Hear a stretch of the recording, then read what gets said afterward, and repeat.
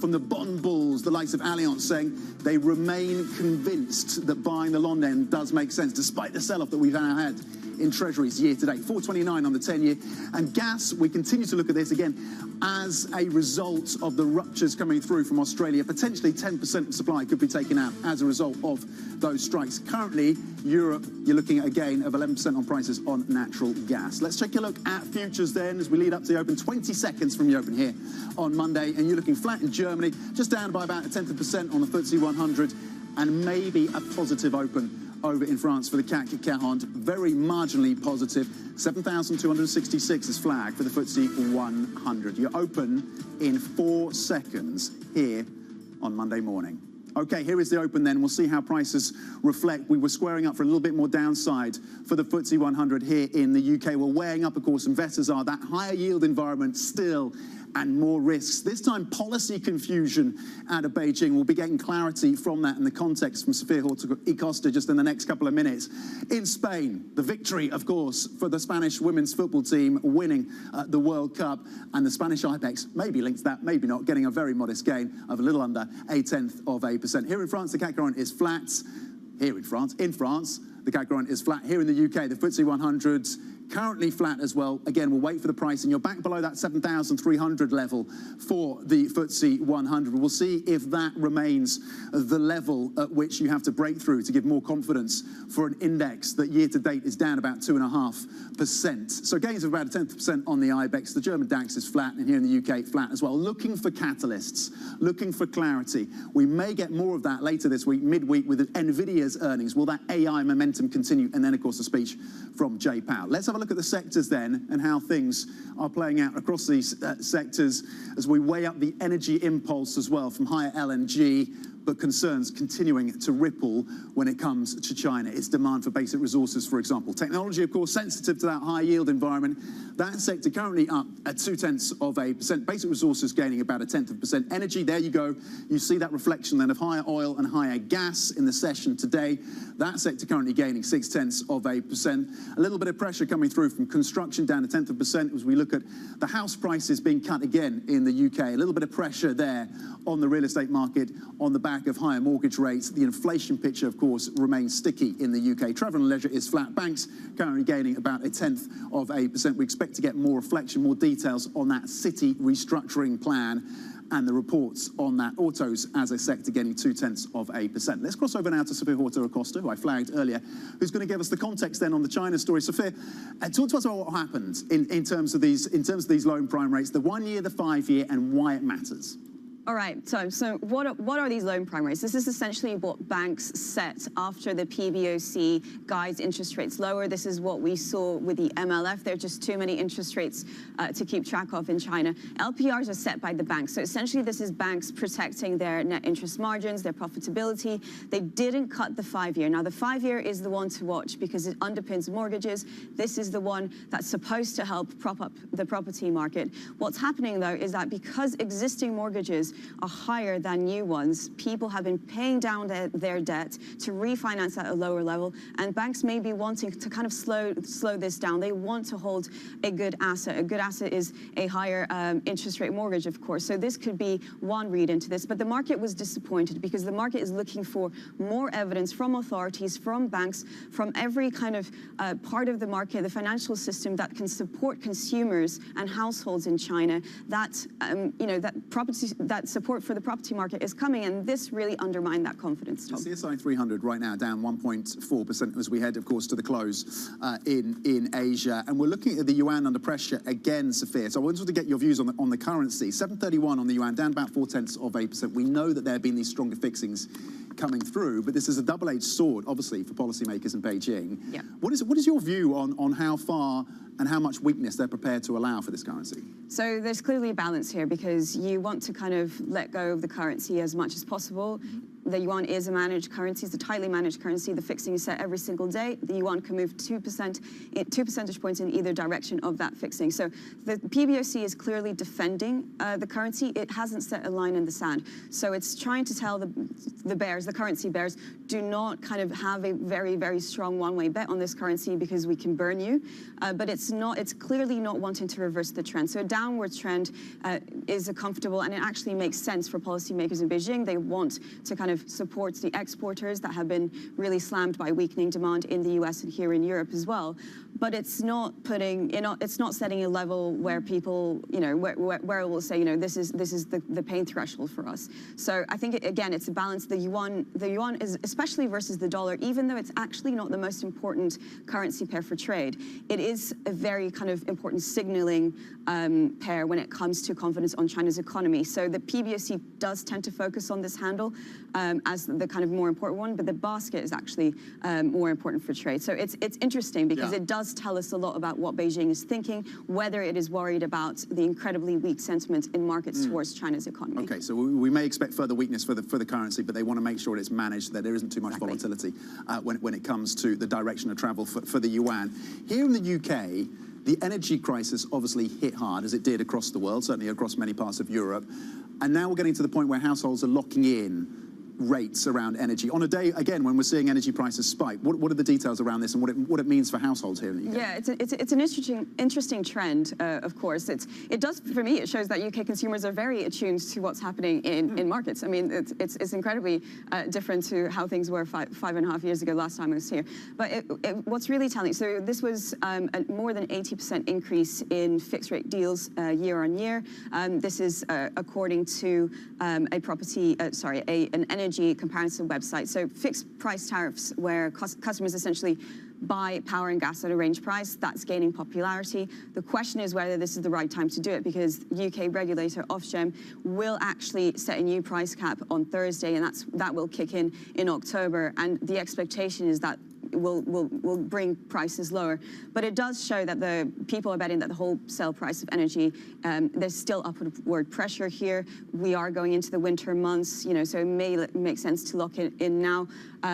It's interesting for me because I'm about to actually agree on a gas contract. Does it make sense to do this now? But households seeking to lock it in, it's also kind of budget management, right? So having that kind of more predictable side of spending is helpful when everything else is kind of a little bit less predictable. Inflation's still very sticky, as you mentioned. So this could also just help with that budgeting side of things and make things a lot more easy to manage. Okay, so UK households becoming a little bit more savvy about the energy complex and having to try and hedge or at least protect around some of these prices. Sophia Horta-Acosta, thank you for walking through some of the key market themes and developments that we have an eye on. And of course, you can get more from the team on the front page of the Bloomberg UK website or by typing TLive Go on the terminal. Let's check in again with some of the individual stocks on the move. Let's bring back Joe Easton. Joe, how are things playing out? So it's looking like a pretty messy morning for these home builder stocks in London today. Tom, Crest Nicholson now down almost 14% after the Surrey-based house builder warns of a further slowdown in sales over the past few weeks, clearly citing the higher interest rates, and they say that spurred a deterioration. We're seeing weakness also in Barratt, Taylor Wimpey and Persimmon as well. As we were discussing earlier, we also had the double hit from the Rightmove house price data, which showed a 2% decline in the last month, the most this year. So we're seeing both sides hit on that sector at the moment. And as I say, Crest Nicholson ticking slightly back up, but down 12%, already down by a quarter over the past year for that one. Then we're going to look at some of these Chinese exposed stocks highlighted by Jefferies that handy note this morning. They're pretty mixed at the moment. HSBC, as we said in Stocks to Watch, actually gets a bit of a price target upgrade, the highest on the street. Jefferies says that stock is now worth £10 a share, still only trading at 585, so you can see some upside there. LVMH and Rio, pretty much not too big gains in terms of LVMH. Rio Tinto coming down a little bit, as is Cone, the industrial company as well, so pretty mixed on that front today in terms of that Chinese exposed sector. Then we're going to run through some ratings changes as normal. Now Kering, they get a new buy rating over at Cowen. The US company outperform on that stock. They say the Gucci turnaround is in swing and they see that continuing. Bit of M&A there as well. Spirax is the UK engineering firm. They've got a price target cut over at Jefferies, the lowest on the street. That's down to 880. We can see it trading at 9.9 at the moment, so some way to go if it's to hit that. And we also had a double hit for Adyen. Now they've been cut to equal weight at Morgan Stanley, and Citi has reiterated their sell rating, cutting the price target to 750 pence. That stock's down 42% over the past few days. And last week we spoke to the CEO on Friday about the trust in the company. Have a listen to what he had to say. It's clear that we lost some trust yesterday. And I think the best approach to this is now very carefully listening to our investors and see how we can get back some of that trust. So that was the Adyen co-CEO speaking to Bloomberg last week. That stock now down as much as 4% in terms of Adyen over in Amsterdam. A third day of losses, as I say, down more than 40% since that warning, Tom. Yeah, and Joe, you've been across the travails of that company for us from the outset. So thank you, Joe Easton, of course, from our equities team on some of the stocks that are on the move this morning. OK, let's take a look at some of the other events we are following throughout the week. Tomorrow, we're going to have US existing home sales data, providing a snapshot then of how the property market is performing in the US in the face of higher interest rates. And on Wednesday, flash PMI readings from the Euro area, and the UK will give a health check on the economic recovery. On Thursday, we're going to have US durable goods and initial jobless claims. So just how strong and how resilient is that jobs market? That is part of the conundrum for Jay Powell. Talking of whom, on Friday, the Fed chair, Jerome Powell, will, of course, deliver the keynote speech at Jackson Hole, the central bank gathering, and, of course, markets investors looking maybe for some clarity from the Fed chair in terms of the next steps. Will he push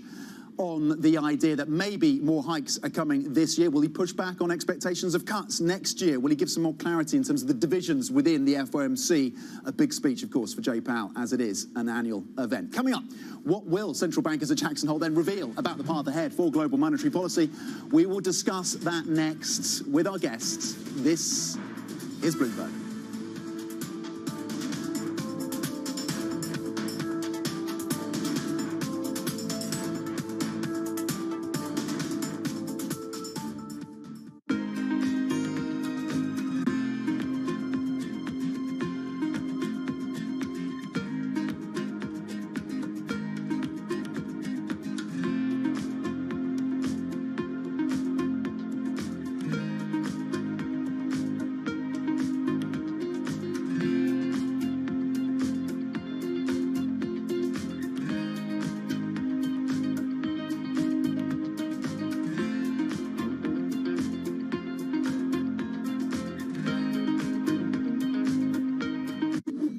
Was the brainchild of Apollo CEO Mark Rowan. In January, Apollo closed its $11 billion all-stock merger with Athene Holding. It had already owned 35% of the insurer. Here's what Apollo gets out of the deal.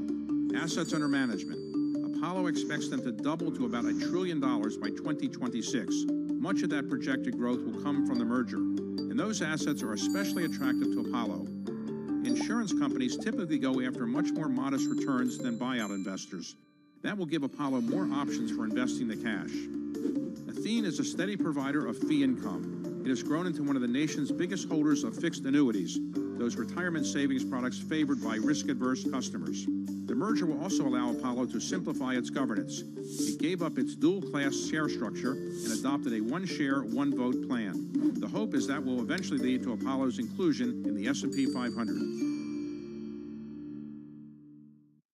top names in business are on Bloomberg. I think there is a case for 3% inflation going forward, plus or minus, and I think if we got to that point, then the Fed would begin to consider stopping and maybe even lowering rates over the next year or so. Chairman Powell is trying to replicate what Paul Volcker did, to slay the inflation dragon. Nobody covers business like Bloomberg, your global business authority.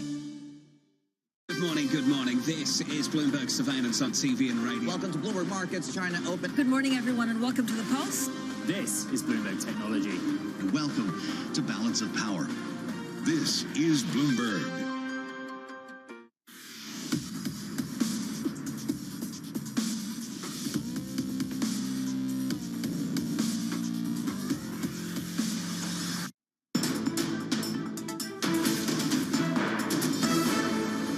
We'll look towards the Jackson Hole Symposium for color on kind of the duration of how long we stay in this restrictive territory. I think he's going to reiterate this view that they could stay higher for longer. I don't really think that we're going to hear a big change in narrative. I don't think Chairman Powell can deviate from the current situation where we're waiting for more data. Probably comes down to, what does inflation data look like? We're data dependent, and there's nothing else that we can say at the moment until we get more data. Probably not, a real reason to rock the boat at Jackson Hole. I think he is likely to sound in tone a bit on the hawkish side to keep the optionality open in case they need to hike more. And there's really not a lot, to say at this point. Inflation's coming down, and that's a great thing for the Fed.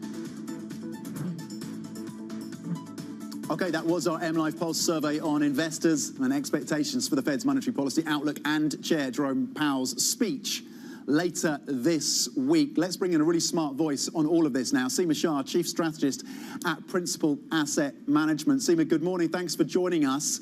Do you expect then Jay Powell to reiterate the message? The FOMC minutes of July kept the door open to further interest rate hikes. Does he double down on that message, or does he take solace from the fact that inflation is grinding lower in the US? Well, I think he's got a fairly important balance to take. So although he has to recognize and admit that there has been an improvement in the economic data, it wouldn't serve him well at all to suggest that maybe they've stopped hiking. So really the tightening in financial conditions is helping their fight against inflation.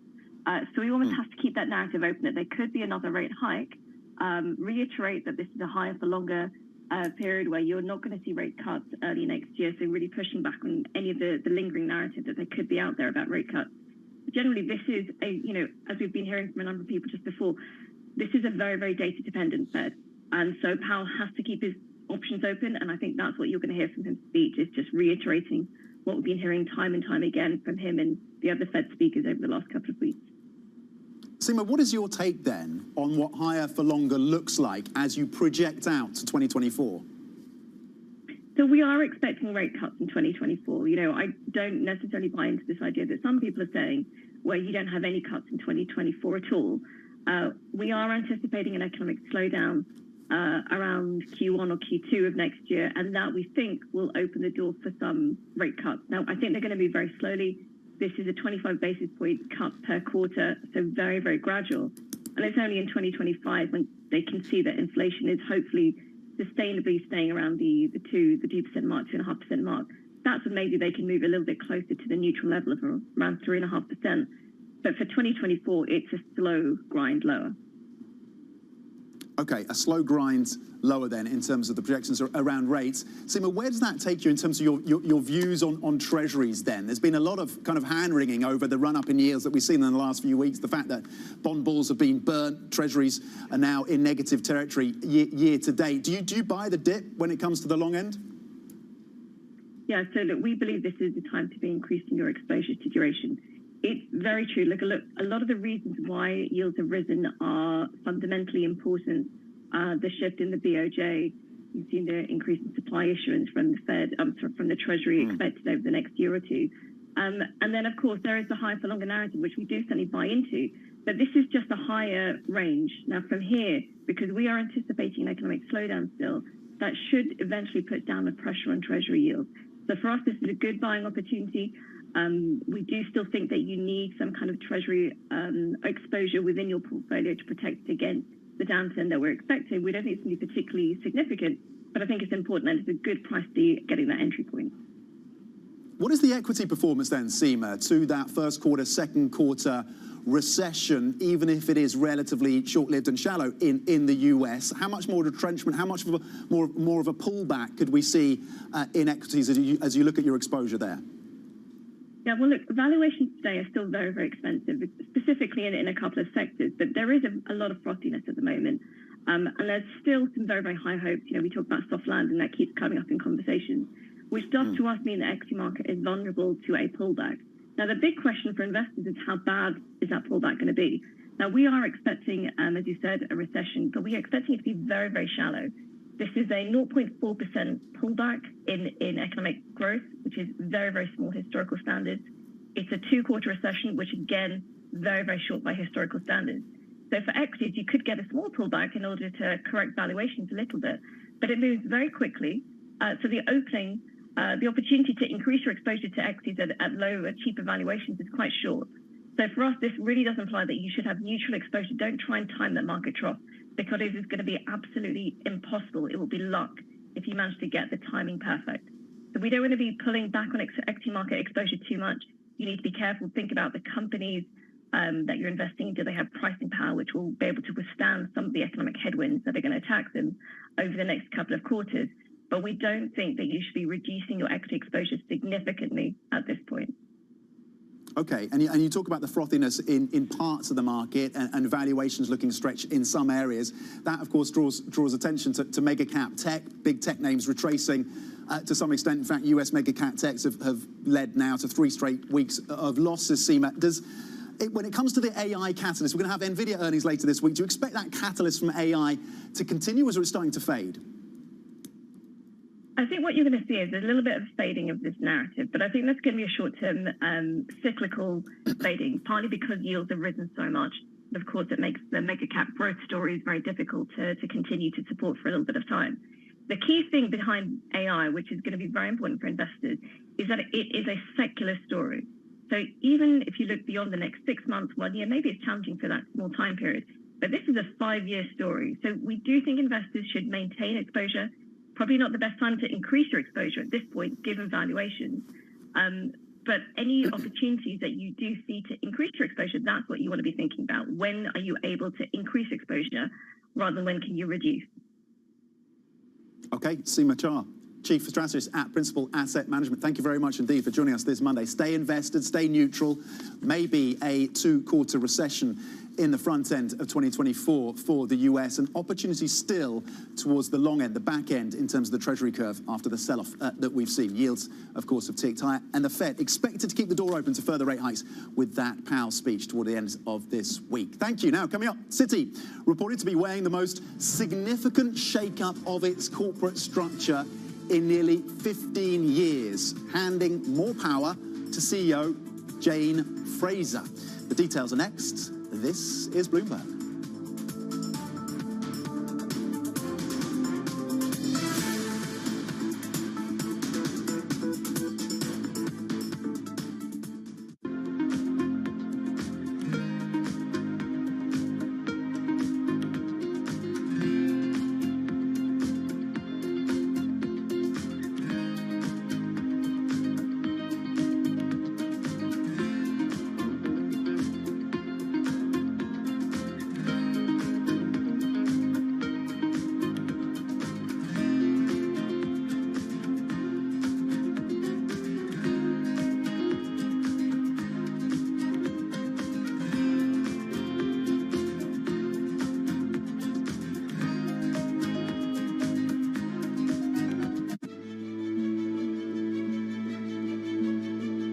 What do you like most about your job? I think the people. I mean, ultimately, we're a people business. A lot of what my job is as CEO of the company is to give those people sort of motivation, to tell them where we're going, to encourage them to come up and do their best work, to encourage them to collaborate. Sometimes you sort of think you're almost a psychologist, as you are a business leader, I think, sometimes. And so what's your best piece of advice? I love pitches. I love being sort of leading from the front, if you like, and spending times with teams. I love to see the work that we're doing. When we pitch for a piece of new business, often when we come together. So I guess I try and put myself in the seat of the client. And what's the client going to think when they see this work? Are they going to be excited? Is it going to turn their brand around? How's it going to resonate with their consumers? So as much as possible, I think probably I try and play that role.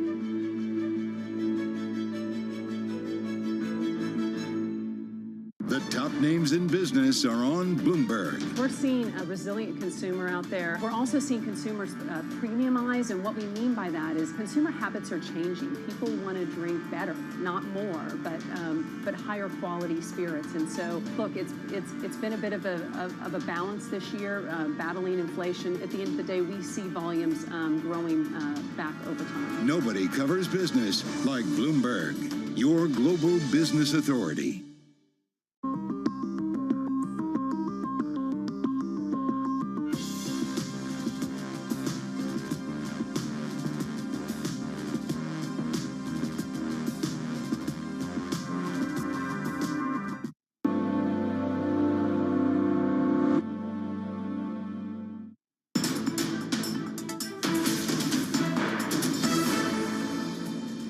This is Markets Today. Happy Monday. We are 24 minutes into the European trading day, and sentiment has turned a little bit more positive across the European benchmark. Gains of 0.3%, led by energy. That sector up by 0.9%. Futures in the US also positive by a slim gain. S&P E-minis up just less than 0.1%. Nasdaq futures gaining about 0.1% after the sell-off in tech last week. Now to one of the big bank stories of the day, and Citi's CEO, Jane Fraser, is weighing a plan to break up the bank's biggest unit in a restructuring which would give her more power. The FT is reporting that the Wall Street firm is looking at splitting the Institutional Clients Group, ICG, into 3 segments. Tom Metcalf from our finance and banking team joins us with the details. Tom, how important is ICG? How important is this unit to Citi? Yeah, I was just running through the numbers just before this, and it's absolutely huge. So it makes up something like about 75% of its profit in 2022. And in the last quarter, it was something like 2.4 billion of about 3 billion of profit. So really vital unit. It's basically everything apart from retail banking. So a really big job. So it's perhaps understandable why they're splitting it out between 3 different people. Wow, now. Okay, so 2.4 billion out of 3 billion. In terms of the implications then for the bank that these plans could impose, if indeed they come to fruition. Yeah, I think what Citi is doing, and you can see this in the second quarter results, is they're definitely investing in the services arm of ICG, which is effectively the plumbing of banking, making sure those payments go through and taking a cut of them. So I think that would continue. But yes, it's just interesting whether this restructuring is just sort of a reflection of the exit of Paco Ybarra, or maybe it's something more substantive in terms of actual change in strategy. Was it expected? I think since he exited, there was sort of comms that, hey, yes, we're going to look at sort of streamlining our operations. And it certainly makes a lot of sense. And I think we'll get a sense of just how big a deal it is in terms of Citi's operations in the coming months. Okay, Tom Metcalf, thank you from our finance team, of course, on this potential restructuring, this reported restructuring at Citi and the implications. Coming up, consumers, they are downbeat, exports are struggling, and more than 1 in 5 young people are out of work. So why is China steering clear of big stimulus for its economy? We give you the context, the reporting on the ground out of Hong Kong and China. Stay with us. This is Bloomberg.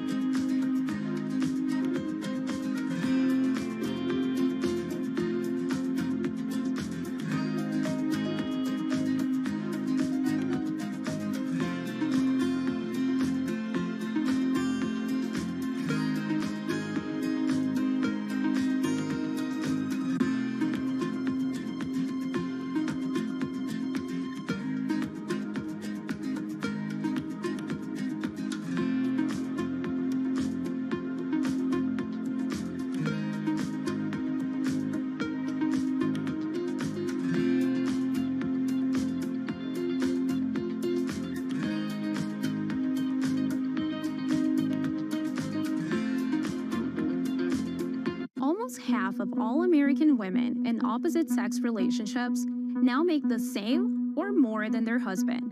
That's a record high. According to a new report by the Pew Research Center, a third of U.S. women are in egalitarian marriages, making roughly the same as their husbands, and another 15% of them are the breadwinners. Women with college degrees and no children, as well as Black women, are even more likely to make more or the same as their partners. But not everything is a bed of roses. Working wives still carry most of the weight of unpaid labor. Women in egalitarian marriages spend almost twice as much time taking care of the home or a loved one, while dedicating less time to leisure. Women are continuing to go out in the formal labor market and contribute and are still bearing all of the load of responsibility that disproportionately falls on them in terms of family care. During the pandemic, in the wake of school shutdowns, the height of the childcare crisis pushed nearly half of American women out of the labor force, a trend that's yet to be reversed. Women are just really struggling to meet the care needs of their family, and at the same time are really, really leaning into the labor market. And I don't think we've seen this before in history, to be honest.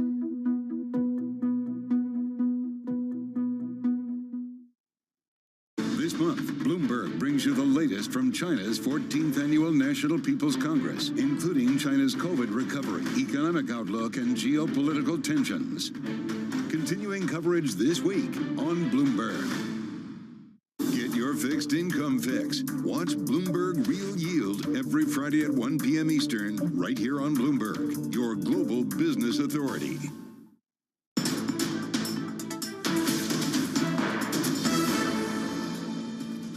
This is Markets Today. We are 30 minutes into your European trading day, and here are the top stories. Just a snip, Chinese stocks continue their slide into the close after banks make a smaller than expected cut to their benchmark lending rate. European stocks and US futures trade higher. Hitting the gas, European natural gas prices soar as workers at a key LNG facility in Australia prepare to strike. Plus, Citi's CEO, Jane Fraser, is reported to be planning a breakup of the bank's biggest unit in a restructuring that would give her more power. Let's check in on these indexes. Sentiment has turned with the context that volumes are about 30% lower than they would be on average. So relatively thin volumes, but there is a bit more of a positive mood coming through these European equity markets, lifted, as we'll see when we break it down by sector, by energy. Across the European benchmark, gains of 0.4%. Over in Germany, the DAX holding above 15,600, a gain of 57 points over on the German index, and autos is lifting that index, certainly as a sector. There's some upside coming through for autos. The FTSE 100 gaining just 8 points, up 0.1%, so performing less well than some of their peers in Europe. 7,271 is the read on the FTSE 100. Across the sectors then, let's change it over and look at the breakdown. Again, the last time I checked, it was energy that was leading the charge, but look at that. Technology is also getting a bit of upside as well. After the run-up in yields and the pressure on that sector last week, tech as a sector getting 0.5%. Construction is also up 0.4. And I'm going to look in at energy. There you go. Still the leader, up a full 1%, and that is lifting the broader benchmark. Even utilities, that risk-off sector, currently gaining 0.4%. So again, relatively modest move music now across these European equities, with the context and the caveat the volumes are relatively light. China, of course, remains a factor for investors, and President Xi's quest to reshape the playbook that drove China's economic miracle for a generation is facing its sternest test yet. That is the subject of today's comprehensive Bloomberg Big Take. Let's dive deeper then with Bloomberg's Rebecca June-Wilkins. Rebecca, this is the question then on the lips of so many watching the travails of China. The challenge is why is Beijing not adding more stimulus at this point, reverting to that 2008-2009 playbook? Absolutely, Tom. It really is the question that is dominating, particularly here in Asia. And there are two parts, I think, to that question. The first is to understand Xi Jinping's longer-term ambition here and his commitment to those ambitions. Fundamentally, he wants to reshape China's economy, move away from a debt-fueled growth model, cut down those debt risks, all of that off-balance sheet debt, particularly the risk that that creates at the local government level, as well as tackling this oversupply problem problem in the property market, you moving away from property as a sort of key part or a key engine of growth in China and avoiding that risk of a bubble there. So we've seen Beijing's sort of tolerance for pain when it comes to rolling out. Short-term pain is somewhat inevitable if they want to achieve those goals. And that's in part why we've seen this sort of reserved stance towards stimulus. The other element is that in parts of China's economy, in, for example, what it calls the new economy, EVs, battery makers, and so on, we have seen quite strong growth, double-digit growth in investments and exports there. So we do have these bright spots where Beijing is hoping that they'll be able to come in and replace some of that growth that's been lost as the property crisis deepens. Well, what is your assessment? What is the assessment then of economists that we've been speaking, you and the team have been speaking to about the outlook then, given some of the green shoots, or at least some of the positivity in some parts of this economy, but the broader headline drag and knock to sentiment that we're seeing? What is the outlook now, Rebecca?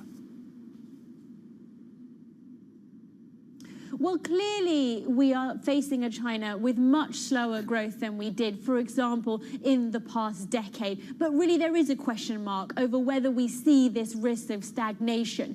In terms of whether or not we see a sort of crisis, look, for example, at the contagion we're seeing in the shadow banking, the fears around property. I think my colleague Tom Orlick at Bloomberg Economics would argue that the bubble never pops. And in many ways, we have seen policymakers always able to muddle through these types of crises. What I think we can't rule out is, even as we see slower growth, that these sort of surprise policy moves. Just look back and think about how, for example, Beijing dealt with lifting of COVID controls. No one anticipated that. Everyone said we would see this slow rollout of policy, and instead we had this very dramatic lifting.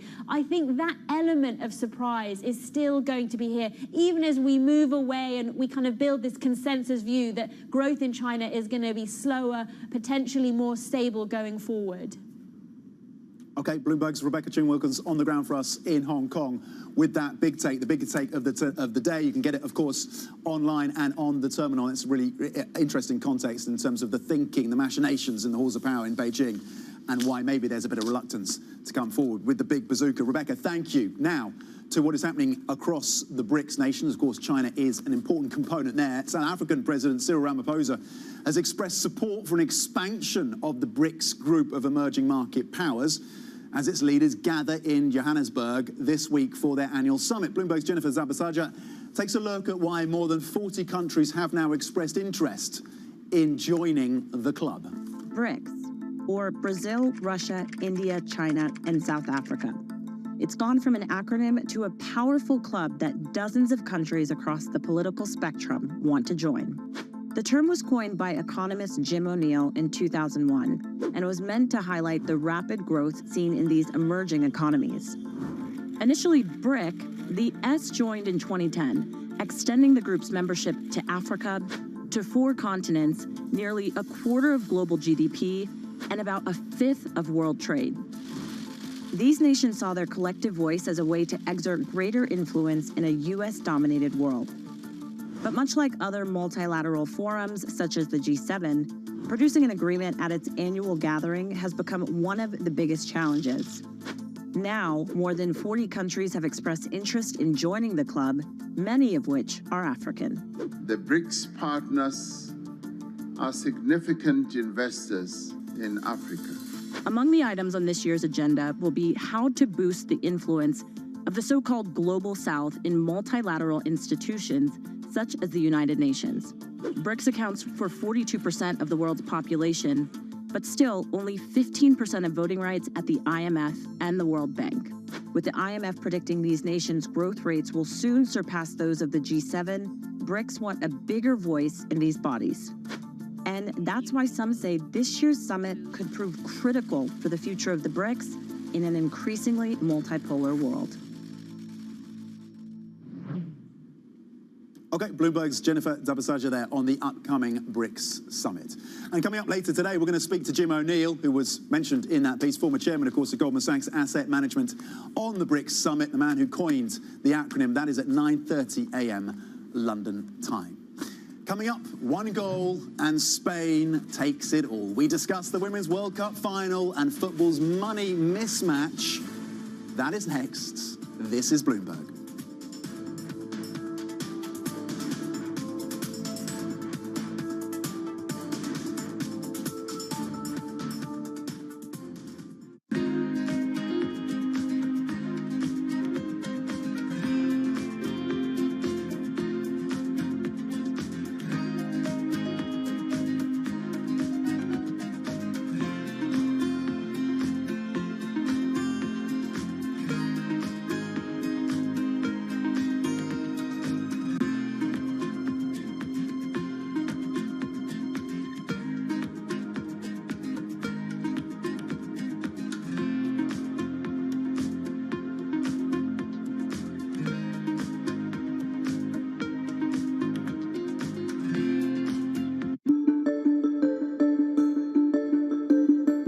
Race relations in the United States are much better than when you were growing up in Mississippi, or do you think we've made less progress than you think we should have made? Both. I think they're much better than when I was growing up. There's so many people who occupy areas I never thought I would see them in. But I would have hoped it would be better. It's been a lot of progress. And somehow we're in an era now where, in spite of the progress, race relations in certain areas has become very scary. You know, some of the things that one reads about now remind me of growing up in Mississippi.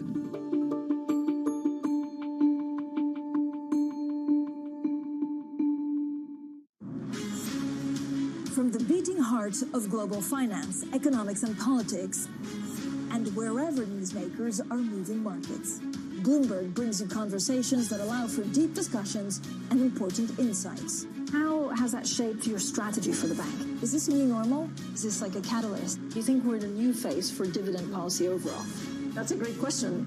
I'm Francine Lacqua, and this is The Pulse, every weekday at 9 a.m. only on Bloomberg.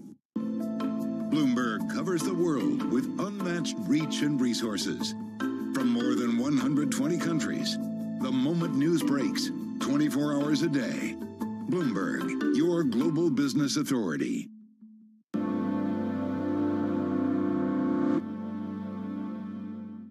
This week, Bloomberg is live from the annual Jackson Hole Economic Symposium.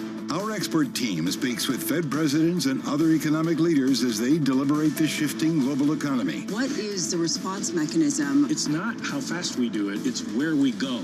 Coverage starts Wednesday, August 23rd with a special edition of Bloomberg Surveillance live from Jackson Hole on Friday, August 25th, starting at 8 a.m. Eastern. Bloomberg, your global business authority.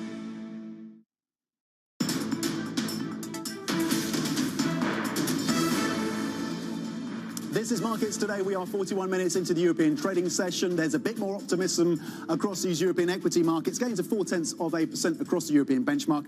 And US futures are pointing higher as well by a little over 0.1% on a day, of course, when volumes are relatively thin. Over in Spain, the IBEX is up 0.5%. Whether any of that has to do with the victory of La Roja, the Spanish women's team in the World Cup, of course. Yesterday, Spain beating England.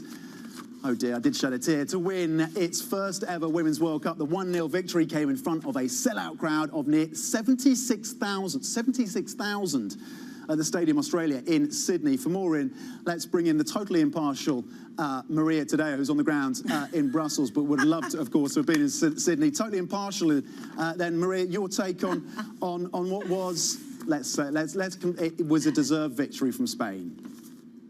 Oh, it was, Tom. And look, I think beyond whether you support your national team or not, you have to look at the stats. And overall, the numbers were just so much better. You know, when you look at things which I do bother to check after a game, you look at shots on target, possession, passes. It was a stronger side that won. So I think that's very fair. I'm very disappointed in myself because I wanted to bring my kid. I actually have a shirt, but I forgot it. And then I realized I left it in Spain when I went away like months ago, and I don't have it with me in Belgium. So that I have to to fix it. That was on the game side, on the sports, obviously, great news for the team. I think also overall great news for the game. You know, you talked about the ratings and the viewership. It was also the best tournament to date. And I would also say, and I'm going to sneak this in, it was also a diplomatic win because the Spanish Queen, she did bother to get on a plane and go all the way to Australia, and that paid off in the final. So that to me was a very smart move. Prince William was not there. Prince William was not there. The King was not there. So the Spanish royal family turned up. Maybe that was what was key. I had hopes after we saved that penalty that maybe things would turn around for England. It was not to be. We'd have loved to see you in your kit, of course. You are wearing red, so you're on kind of message on the colour side of it in terms of the branding, Maria. What was your highlight then of this match? What was your highlight of the whole competition when it comes to the Spanish team, or more broadly? Yeah, look, when it comes to the Spanish team, I think there has been, and this is all very well documented, and obviously I'm not breaking any news here or any secrets. This is a squad that has had issues with the coach. There has been at times management issues. We saw that in the competition actually went in crescendo. This was a team that has really resonated with the Spanish public overall, but also people. And I think to me, the key takeaway is that, A, you see that the sports is growing, but also puts on the table issues that are still pending and deserve to be debated, like the pay gap and maybe more pay and equal pay on both sides when it comes to that huge gap that we still see between the male and female. I think all of this gives it momentum, and it's a very valid discussion, and it merits to be debated. And you do see that the numbers, when you give it a platform, they show up. People do tune in. They do indeed. We were tuning in, of course, and let's hope, as you say, that it does change perceptions around the women's game in Spain. Congratulations, Maria. Maria Tadeo, of course, on that Spanish victory. Let's stay on the World Cup then, and the business implications, the financial implications. Of course, Maria talking about the wage gap, and that remains, of course, pertinent. We are joined now by Minal Moda, Head of Consumer Research at Ampere Analysis. Minal, good morning. Thanks for joining us. Let's start with the viewership numbers. We talked about the fact that this was a sellout stadium in Sydney, 76,000. What do we know about the viewership figures? How many tuned in online on TV for this match? So actually the overnights haven't been released yet for the final, but if we look at the semi-final numbers from last week, the BBC got 7.6 million watching on TV and then a further 2 million streams. So it did really, really well from an online perspective.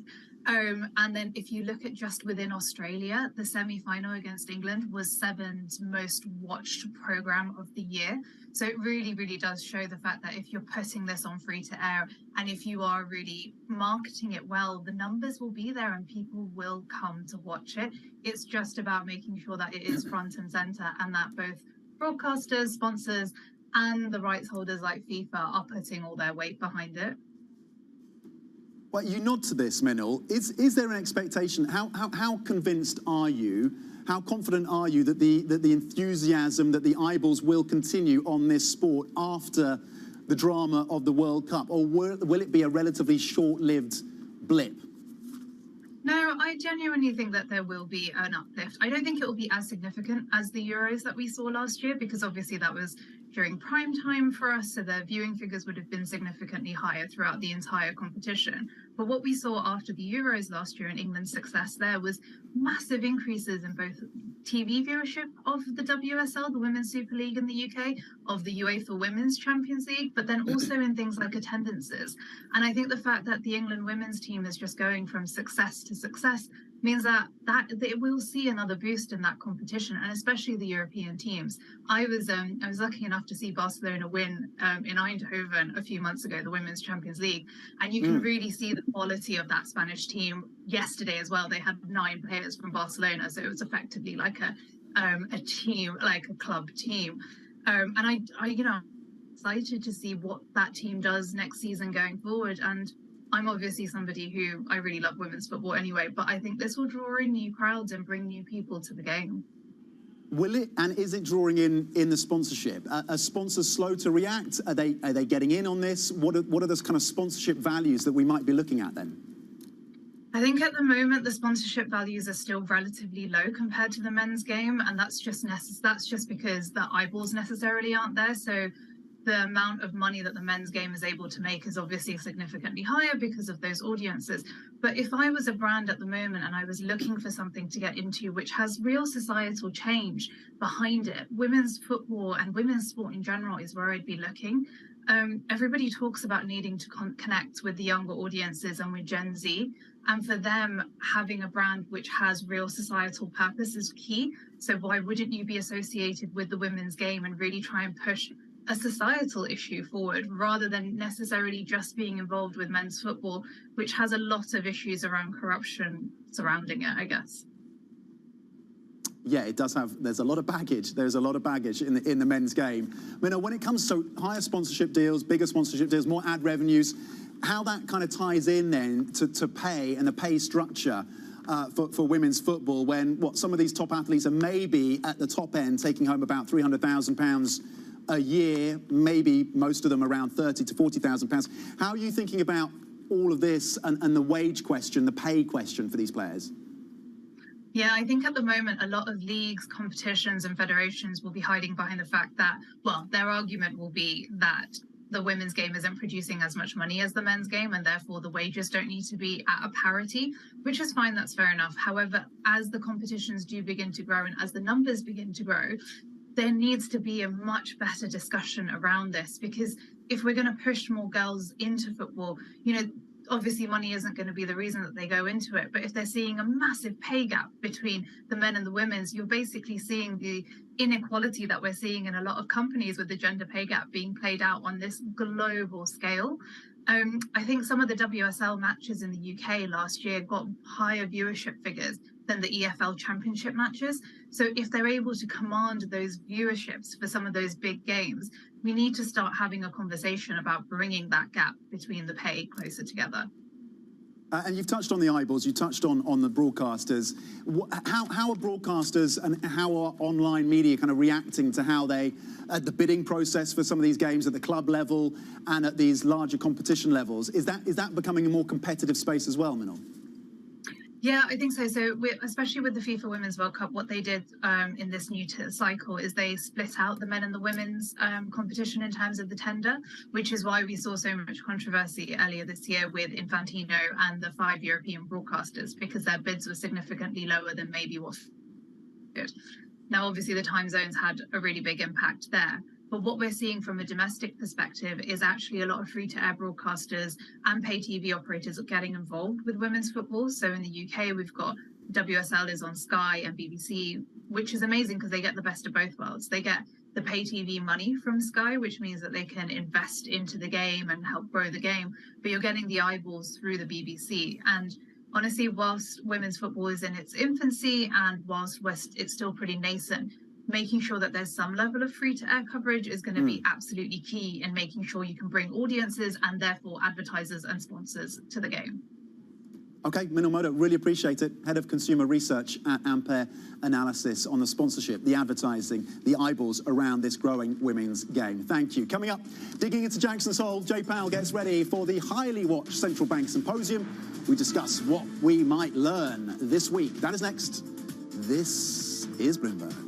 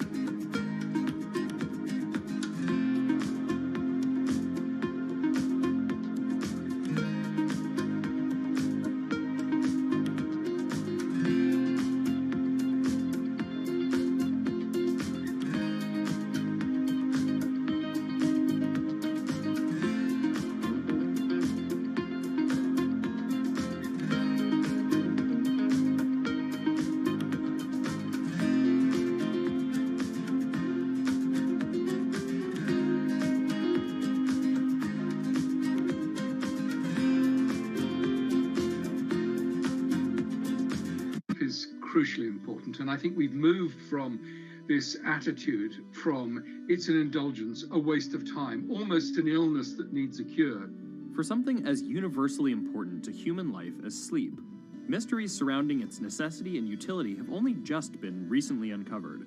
Some of our biggest discoveries were in the 1970s or 1980s, and so it makes it a really exciting field because it seems as though we're uncovering new insights each and every day.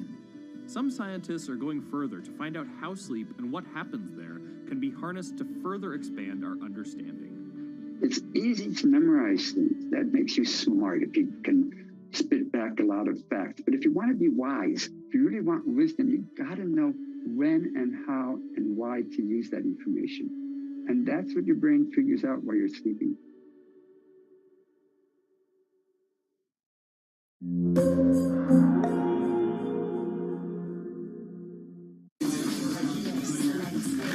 Slice through the noise. Forget the noise, ignore the noise. Is this just going to be noise? Just noise. It's noise versus signal. Now, more to the point, what is the lesson or the observation?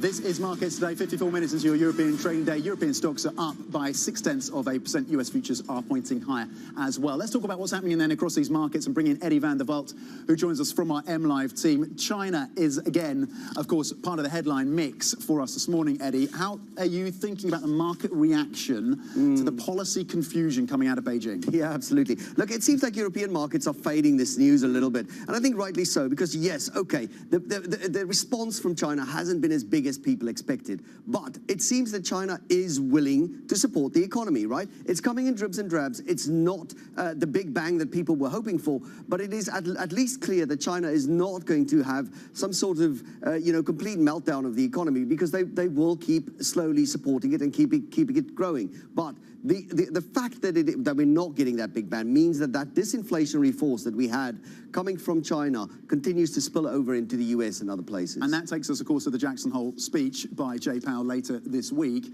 and maybe a bit of ammunition for the doves who would suggest, look, China's slowing down, they do have this disinflationary impact, maybe we can pause. What are you expecting to hear from Jay Powell, and how significant is the language going to be? Yeah, absolutely. And on the manufacturing side and on the hard goods side, we're starting to see that disinflationary force continuing. Now, as long as that feeds through into the wage discussion too, then I think that that Powell and Lagarde and all the other central bankers will have a slightly easier time at achieving that soft landing that they're hoping for. But at the moment, yes, we certainly are getting that disinflationary force coming across from China, and I think that will help the discussion at Jackson Hole. What else are you watching for this week? On the earnings front, we've got NVIDIA. That's going to be a spotlight in terms of the AI.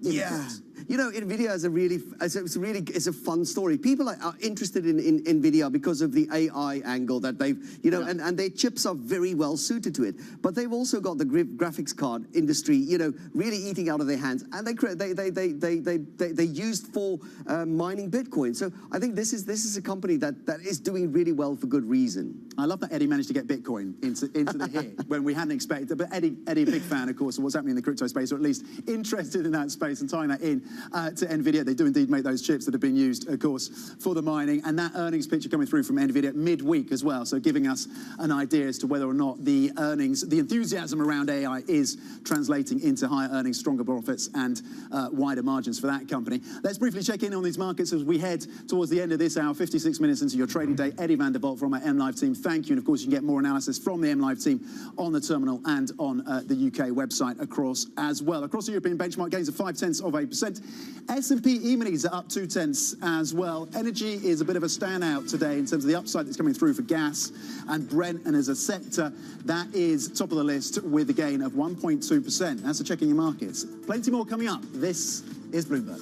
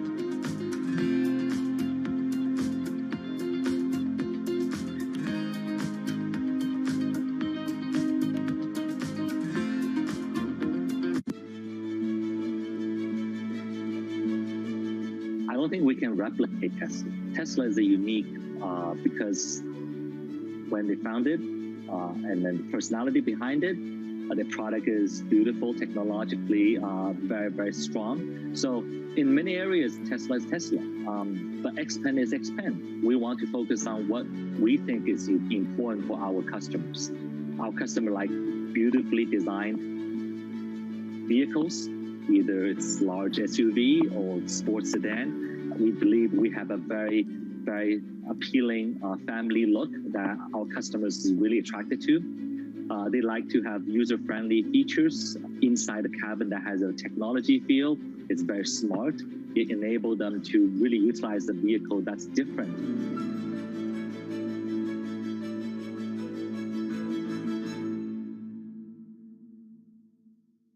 Our studios in New York and San Francisco. Our expert hosts of the data and analysis about the companies you know and the startups to watch. Plus, the interviews you don't want to miss. Watch Caroline Hyde and Ed Ludlow on Bloomberg Technology, the only daily business show dedicated to tech, right in the middle of the trading action. 12 p.m. on the East Coast, 9 a.m. in the West. Only on Bloomberg Television, your global business authority.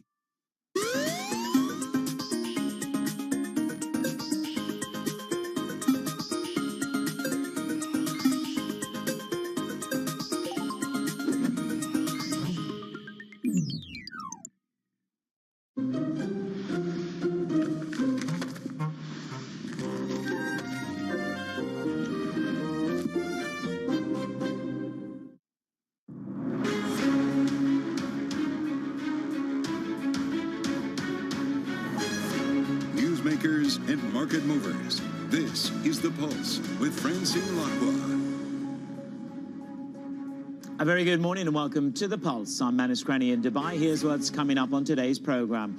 Chinese stocks continue their slide after banks make a smaller than expected cut to their benchmark lending rate, but failed to trim the reference rate for mortgages. European energy stocks are higher.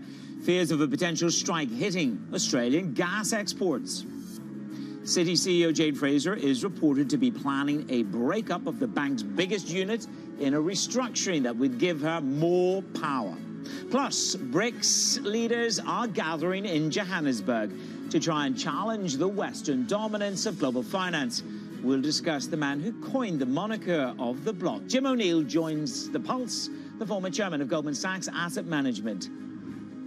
So we started in the red, but we're drifting higher across the European complex. Why? Because of this angst over gas prices. That's the debilitating story from Australia. They could be on strike, yet storage is quite full. European equity markets are up. We break of trend. 3 weeks on the downside, we break of trend there. The issue is just how bad are things in China, and what is the transmission mechanism of policy to the real economy. How we look at the European map. Morgan Stanley do warn that you have a potential. Let's have a look at the cross assets instead. I can tell you that across the asset board, you've got 10-year government bond yields at the highest since 2007. We're up 32 bips in the space of this August alone. 30-year paper, it'll come up at the bottom of your screen, the highest since 2011. Again, are the bond vigilantes awakened? Ed Yudani on Friday on Bloomberg says he sees them and is concerned about federal deficits in a rising interest rate environment. So the vigilantes are awakened. The question is, how much more can they deliver a pooch on 10-year government bond yields? Or is it Bob Michael? Buy everything. I love that. Buy everything. There's the consequence on the European gas markets. We are up by just under 8.25%. We have the threat of an LNG workers' strike in Australia. Even though Europe doesn't buy a great deal of its gas from Australia, the risk is this: competition with Asia for gas. So you're seeing gas prices spike, and Brent up 0.7%. Again, the honeymoon was over last week, wasn't it? 7 weeks of gains. Oof. Off 2.3%. People are worried about China. They're worried about the overall recovery narrative. Bitcoin, I just thought we'd show you that as yields career towards a 15-year high. Bitcoin took a tank. $1 billion of liquidations in 24 hours on Friday. Gives you a sense of the debilitation of 15-year high yields has on overall, in theory, pro-risk assets. Well, the Chinese banks have made smaller than expected cut to their benchmark lending rate, but avoided trimming the reference rate for mortgages. This is after the PBOC told the banks over the weekend support the flagging Chinese economy with increased lending. Sophia Orta-Acosta is with me. So if we're to dilute all of this, the loan prime rate is the benchmark, but it's not being transmitted. That cut in the loan prime rate is not being transmitted thus far to the mortgage market. Is it a stumbling block, a failure to launch? How would you describe the lack of engagement in the policy initiative? Sophia. Morning, Manus. So this is a complicated, very complicated policy transmission mechanism, because essentially what happened is the central bank cut interest rates last week, which was incredibly unexpected. I mean, even though authorities have been saying that they will support the property market and the broader economy with cheaper loans, nobody had expected them to do that last week already. So the follow-through was expected to come today. So what happens, Manus, is banks set these loan prime rates. It's the 1 year and the 5 year. The 5 year is the one that matters because that underpins mortgages, and that was left unchanged. What banks are doing is essentially protecting their net interest margins, their profitability here. If authorities in Beijing are telling them to lend more, they need to kind of hold on to those basis points. This is incredibly important for the financial system, and it was one of the key complaints from the whole industry last year when Beijing was telling banks to play their role in supporting growth and in injecting the economy with credit. They were saying we can't afford to do this. So clearly banks, Beijing is listening to banks. It's important for them to protect their balance sheet, and if they need to lend more, then they need to be they need to afford to do it. The thing is, Manus, the market is reading this negatively because the market expects Beijing, banks, and everyone with authority in China to throw everything they can at supporting growth, supporting sentiment, and that's not what they got today. I mean, probably one of the most read stories on the Bloomberg today is why run it cold? You know, run it cold. Xi Jinping is letting Chinese economy fail. But here lies the point. Many people will ask the question, lending to mortgages is just fueling the same kind of cycle we lived in before. The more important thing is to grapple with the debt at a local government level. And again, we're seeing initiatives, which my guests this morning are saying are not enough, to help the local government funding vehicles, refinancing. What are the details? Yeah, exactly. I think this is very important context, and this is a very, really well-written story by my colleagues in China. Everyone should read it. But essentially what Beijing is doing right now is trying a very painful restructuring of the economy, of the entire economy. The property sector is a huge chunk of that because of essentially the hangover from how authorities dealt with the aftermath of the global financial crisis in 2007, 2008, was they injected all this cheap liquidity into the financial system, and now it's the debt overhang from that that they're trying to essentially deal with. It's really a really complicated thing that Xi Jinping is trying to do.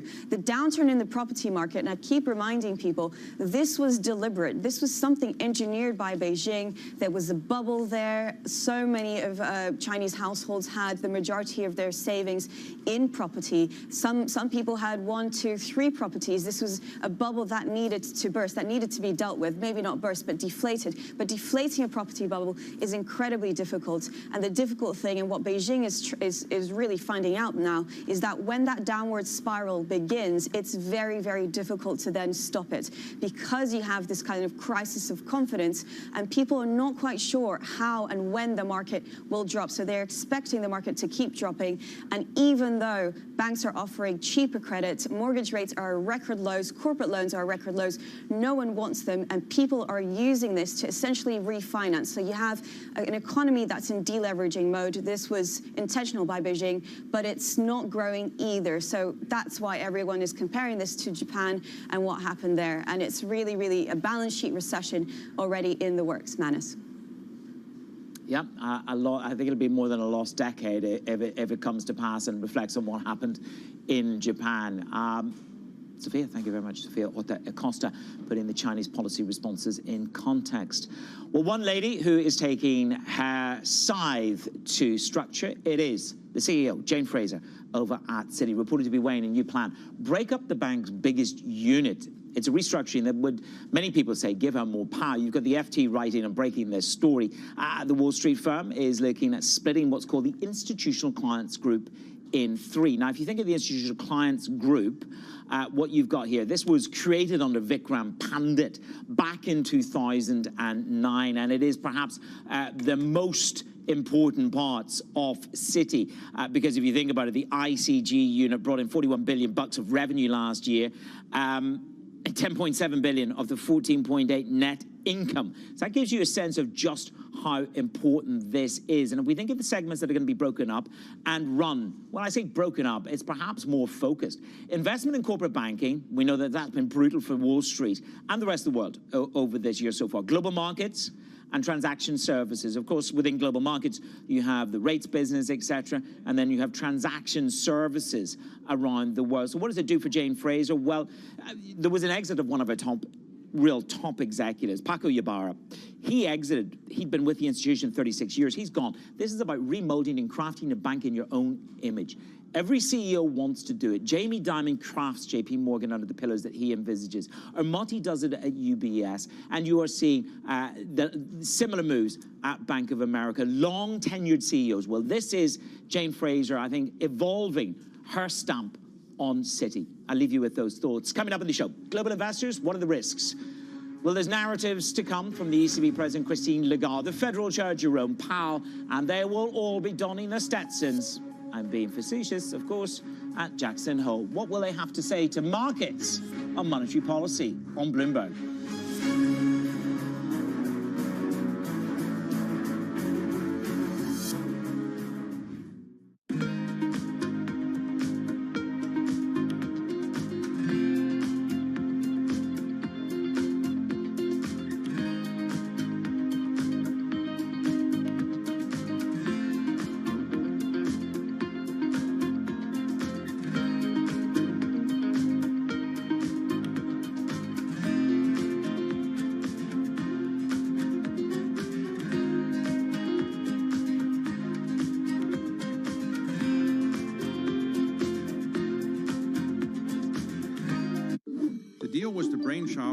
CEO Mark Rowan. In January, Apollo closed its $11 billion all-stock merger with Athene Holding. It had already owned 35% of the insurer. Here's what Apollo gets out of the deal. Assets under management. Apollo expects them to double to about $1 trillion by 2026. Much of that projected growth will come from the merger, and those assets are especially attractive to Apollo. Insurance companies typically go after much more modest returns than buyout investors. That will give Apollo more options for investing the cash. Athene is a steady provider of fee income. It has grown into one of the nation's biggest holders of fixed annuities, those retirement savings products favored by risk-averse customers. The merger will also allow Apollo to simplify its governance. It gave up its dual-class share structure and adopted a one-share, one-vote plan. The hope is that will eventually lead to Apollo's inclusion in the S&P 500. People ask me all the time, what is the key to being a really good investor? And I tell them it's to surround yourself with and work with the best investors you can find. On Bloomberg Wealth, I'm going to take you to meet the greatest investors in the world, the people that I would like to have managing my money. I think if you're a mission-driven investor, there's really no better feeling than knowing you're impacting the lives of 2 million people that are serving California.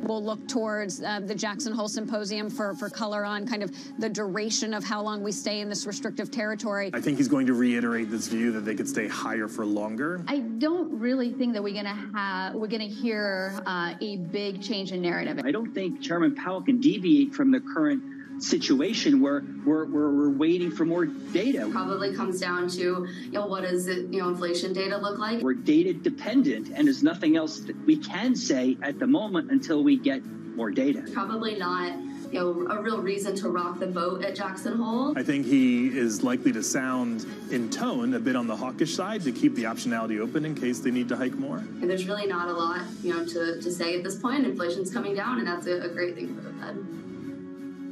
RM Live Pulse survey this week, looking into investors' expectations around the Fed's forward path for monetary policy and Chair Jerome Powell's speech this coming Friday. Nicola Mai is portfolio manager, sovereign credit analyst over at PIMCO. Good to have you with me. Timely, isn't it? 32 basis points in the space of August, gone on to the slightly longer end. How nervous will Jerome Powell be with the volatility, one could say, and the explosion higher in yields? How unnerving is that for Chair Powell this week? Good morning. Good morning. Well, I'm not sure I would call it unnerving for Chair Powell. Let's remember that the Fed is determined to bring inflation down, and the tightening in financial conditions that we've seen is something that the Fed has been aiming for. And actually, given that a lot of the mortgages in the US are long mortgages, some rise in longer yields actually makes the monetary tightening somewhat more effective. And I think the Fed is data dependent from here. It's done or nearly done, but it's going to watch the data closely. I mean, you talk about the mortgage rates in the United States of America, but it's had limited impact so far. The long variable lag has been limited in its arrival.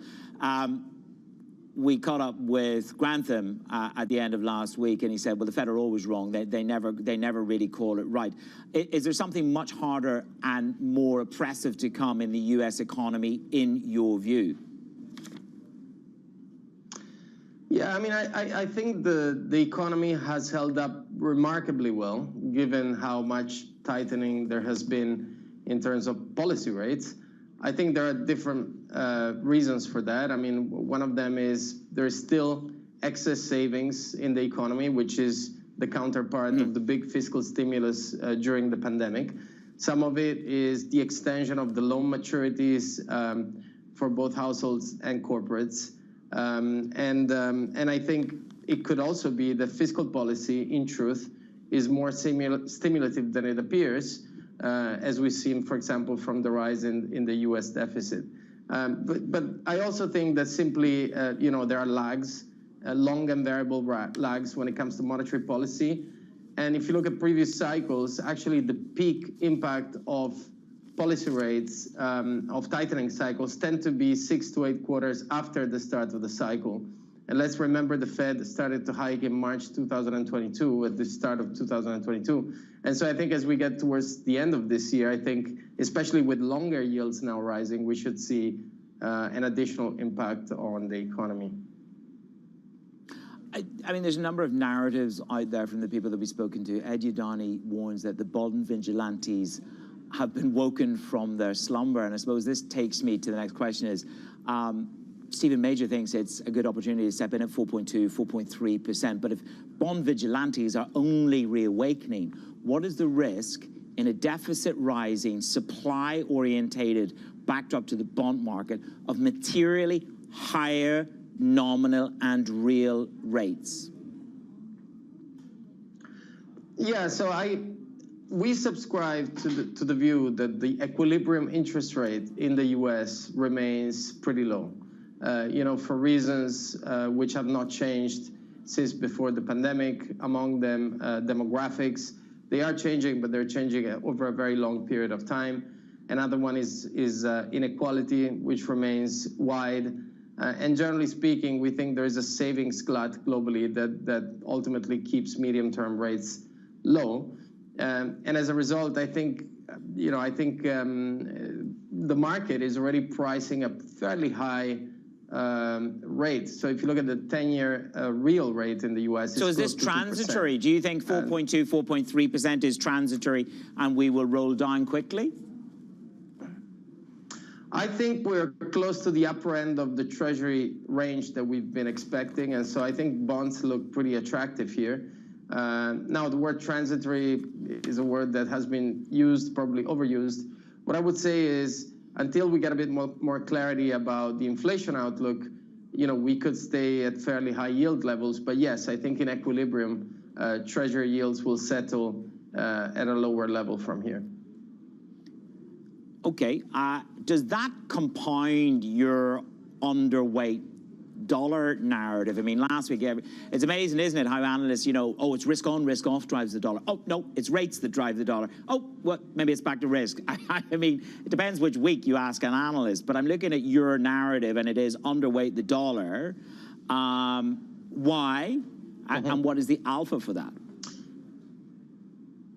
So there's a couple of reasons. I mean, first of all, broadly speaking, if you look at most valuation metrics, the dollar looks expensive against most currencies. Secondly, I think the US disinflation cycle and the interest rate cycle is more advanced than in other places. So the Fed started hiking well before the ECB, for example. Inflation has started to slow in the US more quickly than it has in Europe and in several other places. So I think when it comes to the rate cycle, I think the Fed is ahead. The pause came earlier, whereas, for example, in the case of the ECB and the Bank of England, I think they have a bit more tightening to do. And as a result, I think the rate differential is likely to support the dollar underweight position.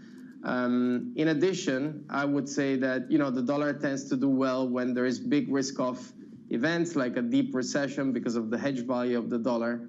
And we do see a very weak growth / recessionary environment over the next year, but we don't see a deep recession. So I think the combination of all these factors make us, be underweight the dollar against currencies that we find relatively cheap.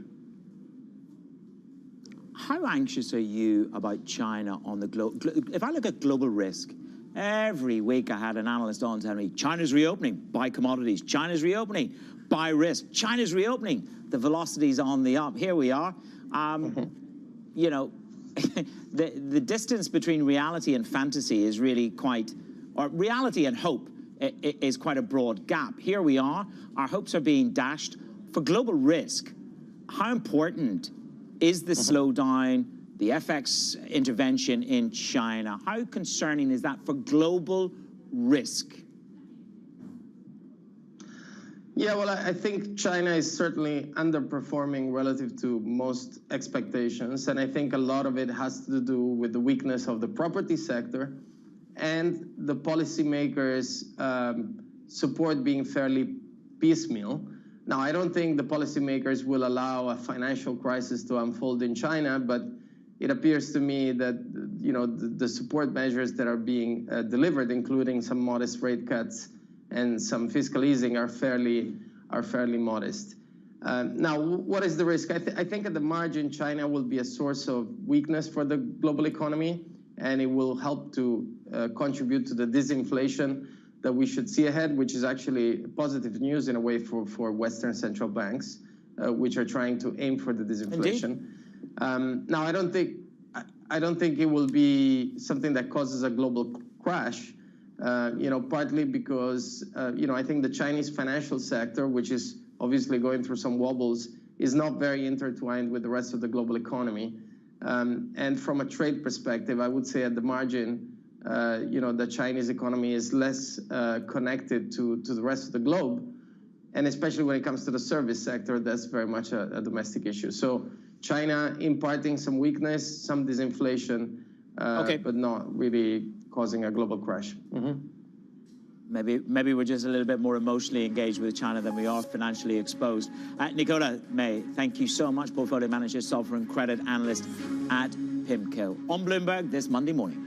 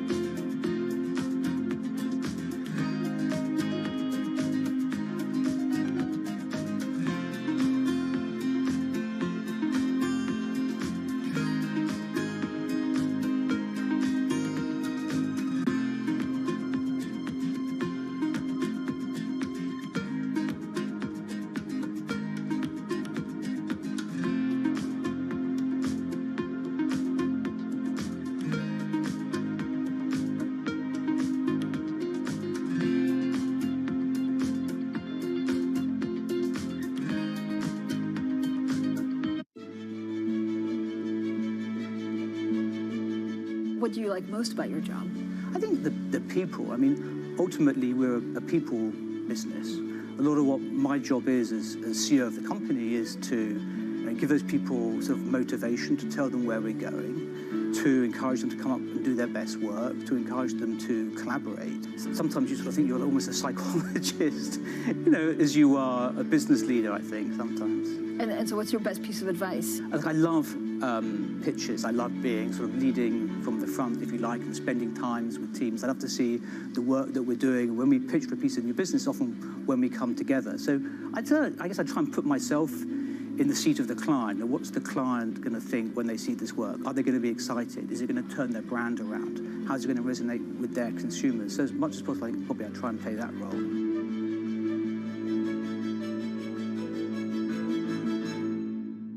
On the next episode of The Circuit. It's still almost shocking how new you still are to this sort of being famous thing. When I do, go out and people are like crying, that's when sometimes I'm, whoa, why? There's no rule book for it.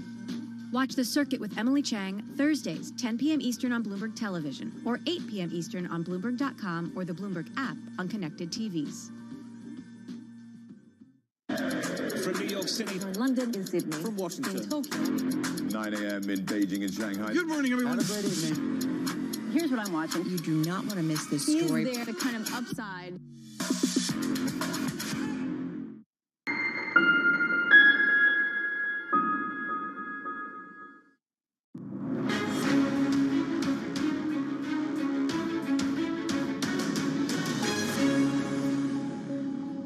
Are you long Bitcoin? Are you nervous? Global risk has been upended by 15-year high in interest rates. This has irked some of the cryptocurrency markets. Bitcoin, I can tell you now, with a little bit of a flurry on an upside, it always happens. You go out on a Saturday, have a couple of glasses of wine, buy a bit of Bitcoin. Up she went, but the trend is there, which is down for we're going into session number 8, and we're in correction territory, down 11.45%. You have mass liquidations. $1 billion was liquidated in the 24 hours in Friday's ruckus. The question is, have we lower to go? A quick snapshot of global risk across the asset board. You've got gas flying higher on angst about strikes in Australia. You have equities in Europe prevaricating after they, I suppose, had a pretty brutal time for the past 3 weeks. Global equities on nervous ahead of Jackson Hole.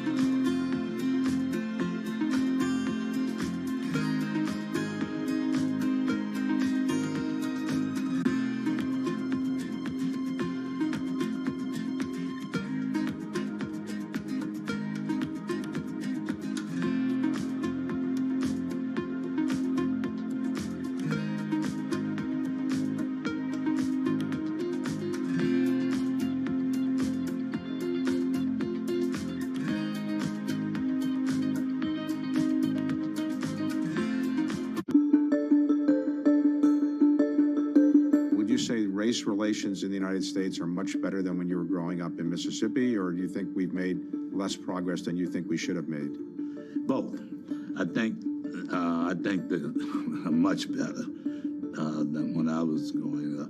There's so many people who occupied areas I never thought I would see them in. But I would have hoped it would be better. It's been a lot of progress. And somehow we're in an era now where, in spite of the progress, race relations in certain areas has become very scary. Some of the things that one reads about now remind me of growing up in Mississippi.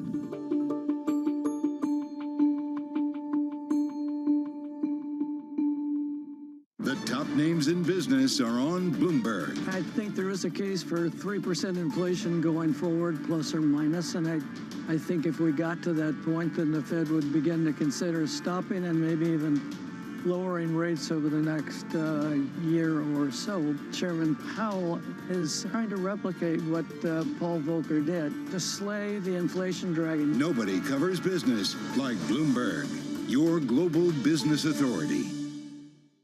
The markets count down in Europe from the financial centers of the world. Bloomberg Markets European Close with Guy Johnson in London and Alex Steele in New York. Real-time numbers, real-time analysis. Weekdays.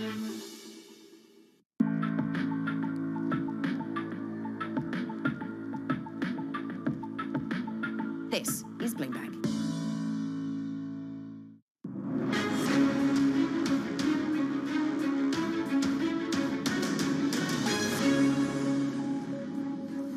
Chinese stocks continue the slide after banks make a smaller than expected cut to their benchmark lending rate, but failed to trim the reference rate for mortgages. European energy stocks are higher, with fears of a potential strike hitting Australian gas exports.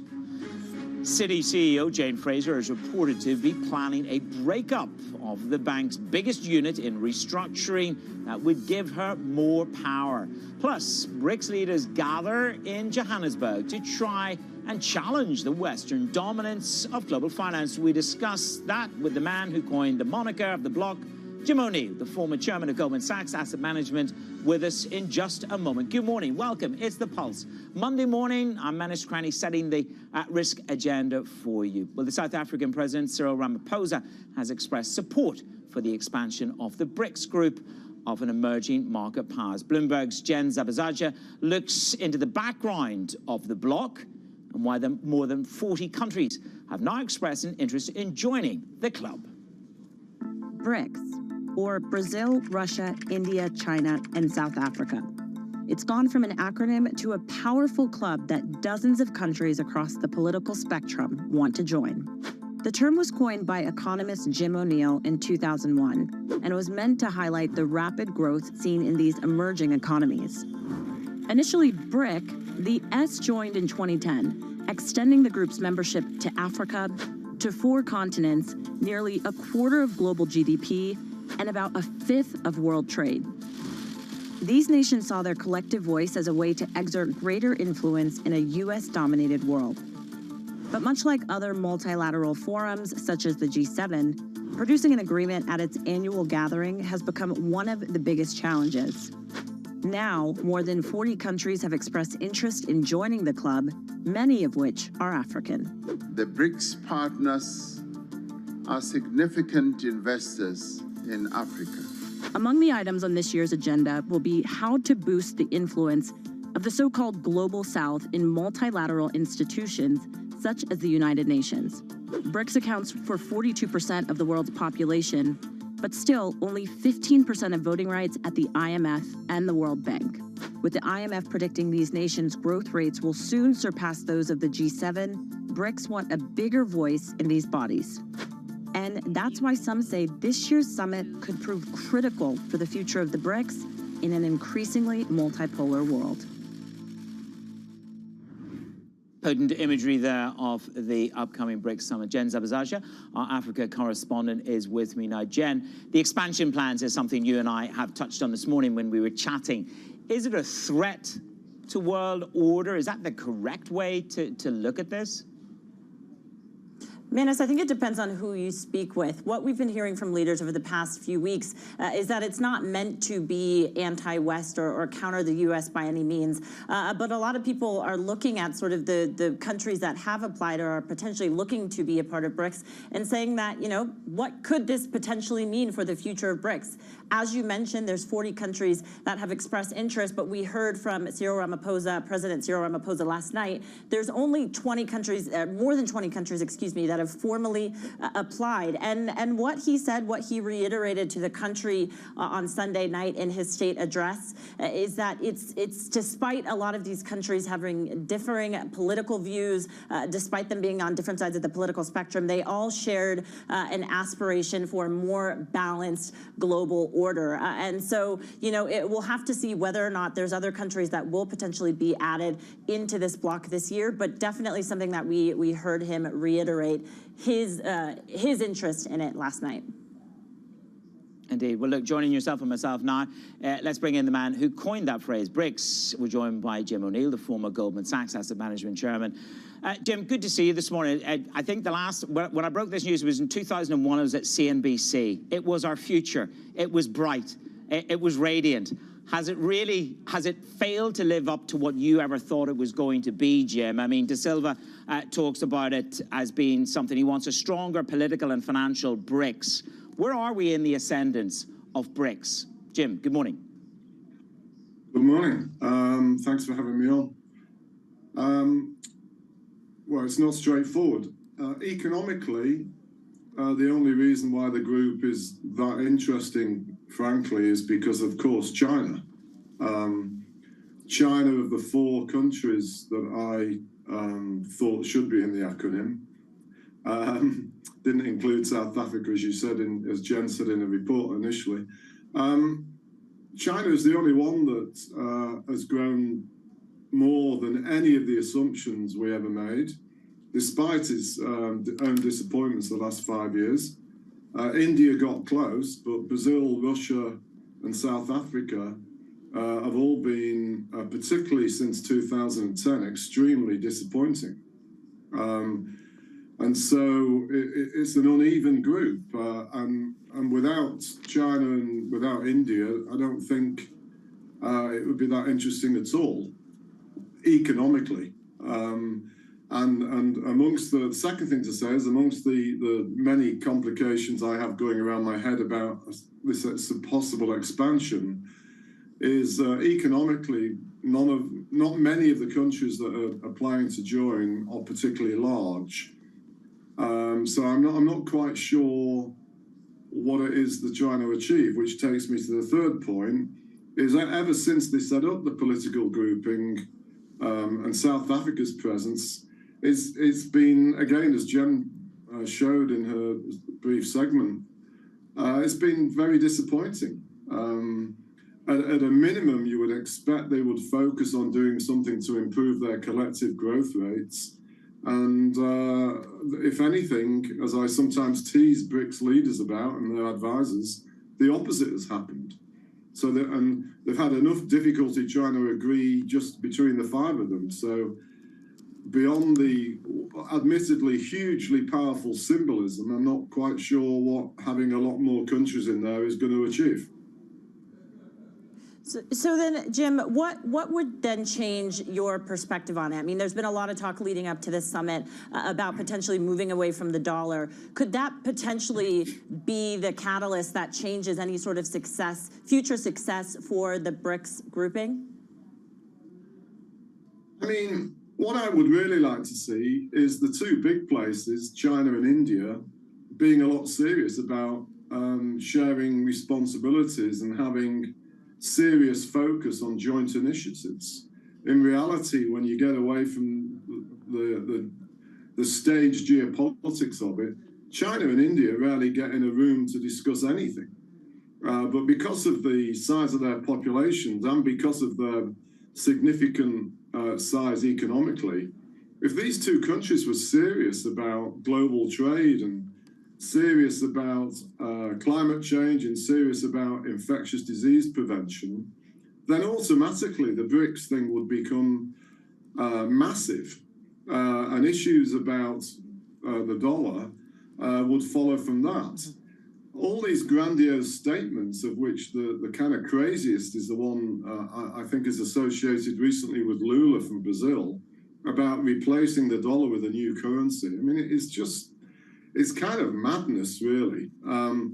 If they are serious about trying to pursue initiatives where each of their currencies are going to be used more for trade between themselves, and if it allowed to result in some opening up of their own financial markets, then that would be a beginning of lesser role of the dollar. But by just making these grandiose statements, it's kind of a bit meaningless after it's gone beyond the fun and games for you guys in the media world, to be honest.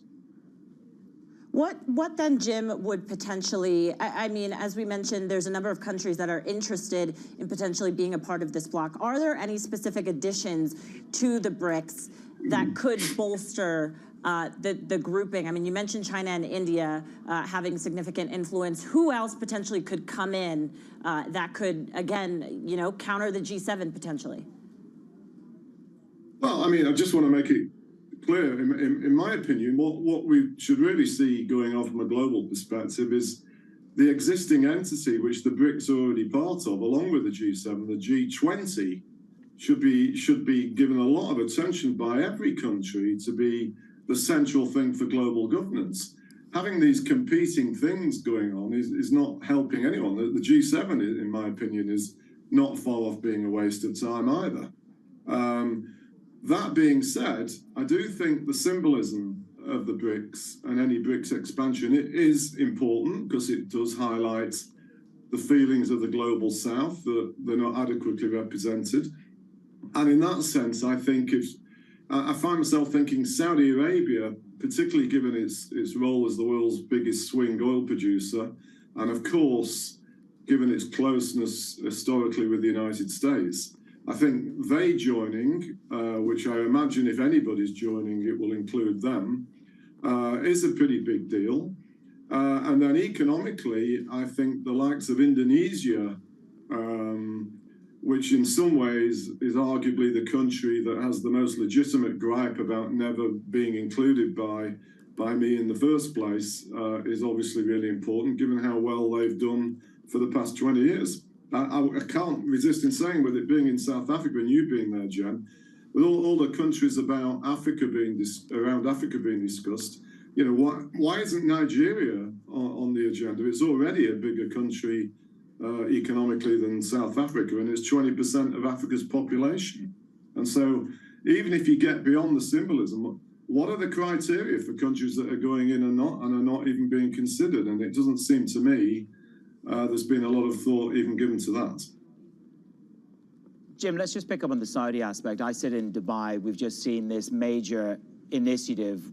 You can criticize it, you can pillory it, whatever, but the Saudis corralled a lot of the global south to a meeting over the Ukraine war with Russia. They are having their moment in the global political sun, excuse the pun, in the middle of summer. But what you said, that it could be important if Saudi comes on board into the new development bank. Does it beef up the new development bank? What is it that you would say, Manus, Jen, Saudi coming in, or the UAE asking perhaps to become more integral? What would change? What would that change within the narrative? Would it be the finance, the politics? You're asking me, yeah? Yeah. I mean, I think the most obvious thing is if they were going into it with a regard to it being a substantive thing for themselves, the first thing is whether they then start actually pricing their oil to all these buyers in local currency and not in the dollar. And again, as some of your readers and followers will know, that on and off for best part of 40 years, going all the way back to the oil price crisis of the 70s, there was talk then about oil producers pricing in something other than the dollar. In those days, it was typically Deutschmarks. So that would be hugely significant if it were true. What is interesting in this regard is, of course, the Saudis are reaching out all over the place. In the UK, late last week, there's a lot of focus and some controversy about it, about some kind of official or formal visit from MBJ to the UK soon. There will be a sort of fighting for spoils as to who's Saudi Arabia's closest friend, I guess. But I think along with the pricing thing, the fact that they are such hugely important oil producers would clearly add important conceptual weight to whatever the BRICS we're going to try and talk about going forward. But as Jen touched on at the start of the program, there's a huge difference between talking about stuff and actually doing something. And for the BRICS to really start to be more effective, irrelevant of who's in it or not, they've got to start trying to do things rather than just meeting once a year and making very grand symbolic statements, and then nothing of substance ever really happening. Jim, thank you very much for being with us. We didn't get to women's football, so you're safe from having to answer on where the next investment opportunity is there. Jim O'Neill and Jen Zabazaja on the BRICS Summit. Let's see what the news flow gives us, what the news gods deliver. Jim O'Neill there.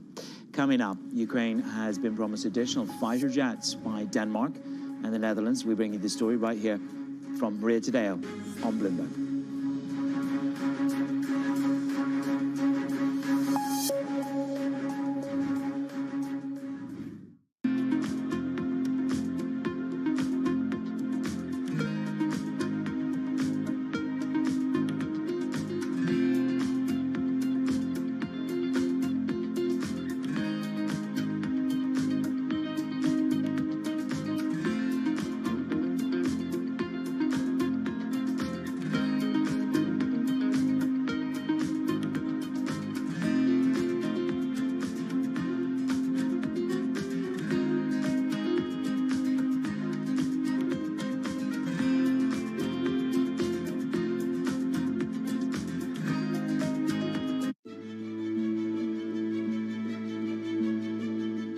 We can replicate Tesla. Tesla is a unique because when they found it, and then the personality behind it, the product is beautiful, technologically very, very strong. So in many areas, Tesla is Tesla, but Xpeng is Xpeng. We want to focus on what we think is important for our customers. Our customer like beautifully designed vehicles, either it's large SUV or sports sedan. We believe we have a very, very appealing family look that our customers is really attracted to. They like to have user-friendly features inside the cabin that has a technology feel. It's very smart. It enables them to really utilize the vehicle that's different.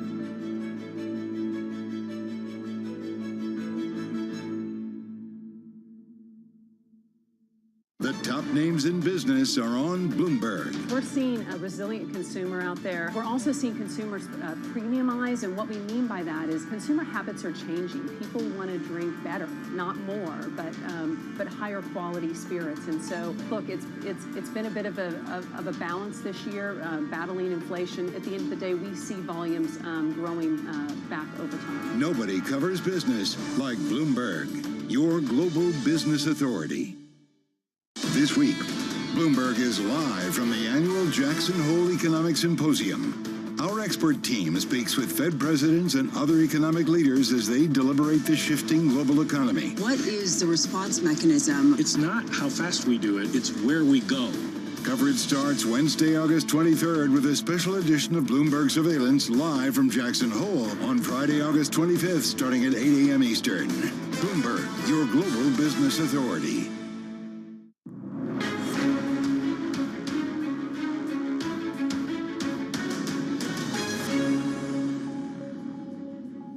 Denmark and the Netherlands have pledged to send F-16 fighter jets to Kyiv during the surprise visit by the Ukrainian President Volodymyr Zelensky. Let's get more on this story with our Europe correspondent, Maria Tadeo.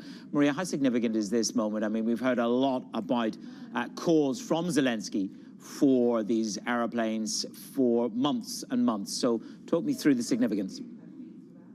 Yes, Manus, and it is significant to the extent that we actually have some lines now coming from the Ukrainian foreign minister. Again, the delivery of the planes would happen in the context of the counteroffensive. And remember, Manus, there has been now numerous reports suggesting that perhaps, well, the counteroffensive is not going as fast as expected. Some have talked about disappointment. The Ukrainian foreign minister actually says this could help and be very important in this counteroffensive, and also says anyone who criticizes Ukraine for soon after, he suggested the amount. The Dutch, we know, have 42 F-16s in stock. Does it mean Ukraine gets the 42? That's a question, because President Zelensky indicated they would, but Mark Rutte would not put a number on it. When it comes to Denmark, however, they have 19, and yesterday it seems that, yes, they will get the full 19. But again, the big question is just how far, especially in this context of the counteroffensive. Well, look, speaking of NATO, and Orban and Erdogan met over the weekend. They discussed Sweden's bid to join NATO. Is that part of the agenda, we understand? Yes, and they talked about, well, geopolitics overall, NATO and energy too. And again, it is important to really stress the thread that connects these two countries on the diplomatic front is the fact that they have not ratified the bid for NATO and Sweden to join the alliance. President Erdogan gave the political go-ahead, but we do not have the ratification from the Turkish parliament nor the Hungarian parliament. Now, we know why there's a delay in the Turkish one. They had to, well, look through a memorandum, and President Erdogan wanted to see Sweden doing more when it comes to terrorism. But when it comes to Hungary, there's no memorandum. So it is unclear as to why the Hungarians are pulling back and they haven't ratified this yet. It is bad news to some extent for Sweden because we're getting back to September, the end of the summer break, and they still do not have a vote or a date for this vote to happen. Maria, I take it you were watching the football yesterday, where you must be the happiest person in Brussels today, are you? Yes, I'm always happy, but today I'm extra happy, Manis. And look, it was excellent, great win. I'm very happy. And also, I would say it was not just a football win, but a diplomatic win, because the Spanish Queen got on the plane and went to Australia. When it's a big event like this, you're going into dangerous territory. You've gone into the bullet zone, Maria. It was going so well. It was going so well. But you went right on the rails. Okay, but we'll leave that for... I'm an Irish man. We don't have royalty where I'm from, technically. Maria Tadeo in Brussels with the very latest on the World Cup and geopolitics. Coming up, what have we got? $18 trillion economic powerhouse in Asia is decelerating. Why would the country's leader allow that to happen? Make sense of it on the most read story on Bloomberg this Monday morning.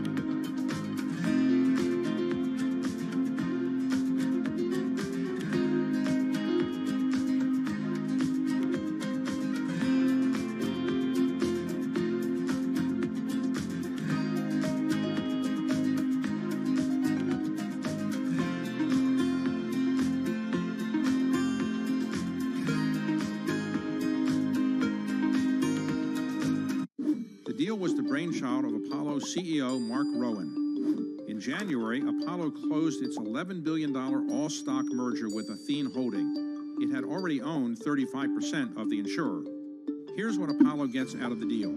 Assets under management. Apollo expects them to double to about $1 trillion by 2026. Much of that projected growth will come from the merger, and those assets are especially attractive to Apollo. Insurance companies typically go after much more modest returns than buyout investors. That will give Apollo more options for investing the cash. Athene is a steady provider of fee income. It has grown into one of the nation's biggest holders of fixed annuities, those retirement savings products favored by risk-averse customers. The merger will also allow Apollo to simplify its governance. It gave up its dual-class share structure and adopted a one-share, one-vote plan. The hope is that will eventually lead to Apollo's inclusion in the S&P 500. From the beating heart of global finance, economics and politics, and wherever newsmakers are moving markets, Bloomberg brings you conversations that allow for deep discussions and important insights. How has that shaped your strategy for the bank? Is this a new normal? Is this like a catalyst? Do you think we're in a new phase for dividend policy overall? That's a great question. I'm Francine Lacqua, and this is The Pulse, every weekday at 9 a.m. only on Bloomberg.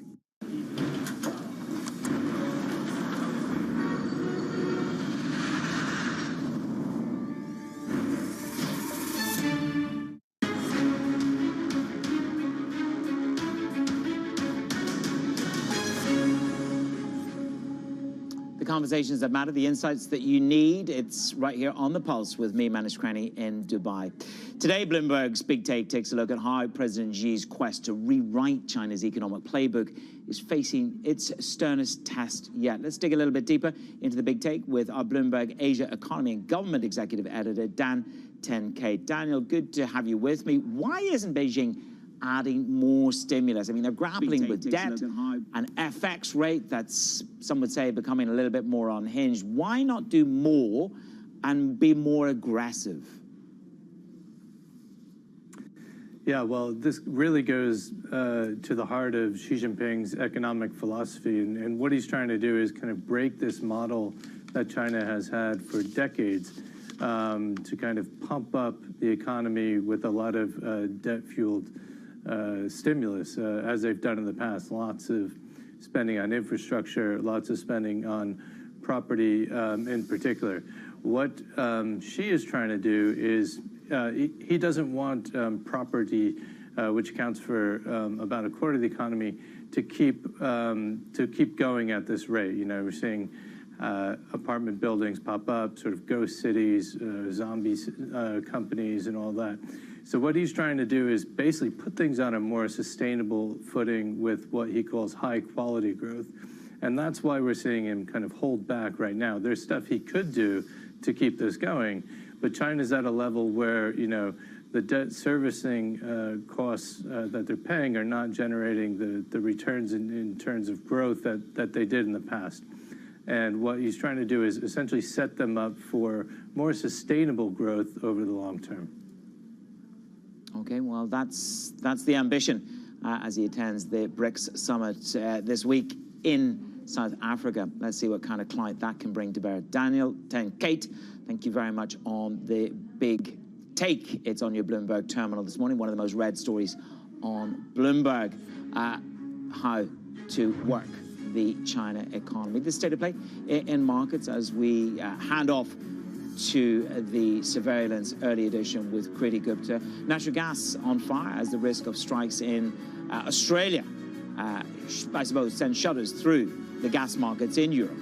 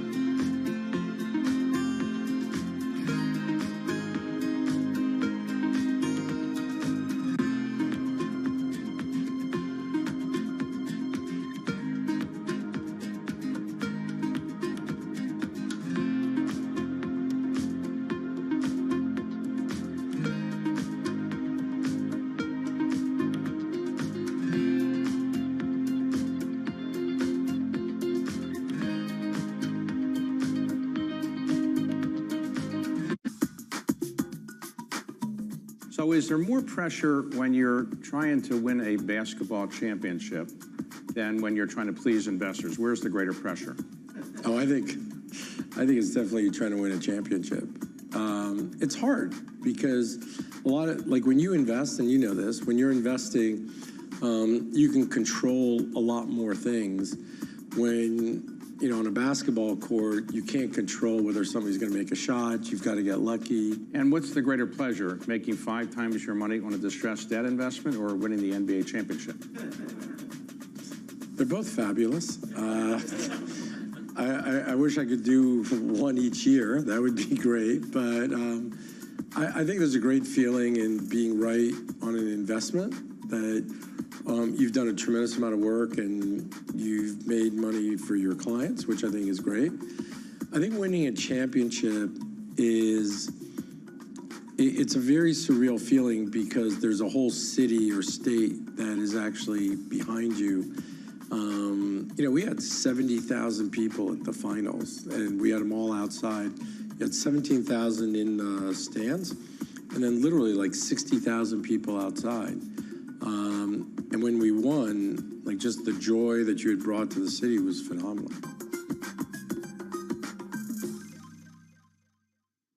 Our studios in New York and San Francisco, our expert hosts of the data and analysis about the companies you know and the startups to watch, plus the interviews you don't want to miss. Watch Caroline Hyde and Ed Ludlow on Bloomberg Technology, the only daily business show dedicated to tech, right in the middle of the trading action. 12 p.m. on the East Coast, 9 a.m. in the West, only on Bloomberg Television, your global business authority. Good morning, good morning. This is Bloomberg Surveillance on TV and radio. Welcome to Bloomberg Markets, China Open. Good morning, everyone, and welcome to The Pulse. This is Bloomberg Technology. And welcome to Balance of Power. This is Bloomberg. Why do the biggest names in business choose Bloomberg? That is a great question. It's a great question. Great question. Great question. Best question I get all night. Bloomberg, top experts, great questions. This is Bloomberg Surveillance Early Edition with Danny Berger and Kriti Gupta. It is 10 a.m. in London, 5 a.m. in New York, and 5 p.m. in Hong Kong. Our top stories today. Chinese banks disappoint. Lenders defy calls to support the property sector with a smaller than expected cut to their benchmark lending rate.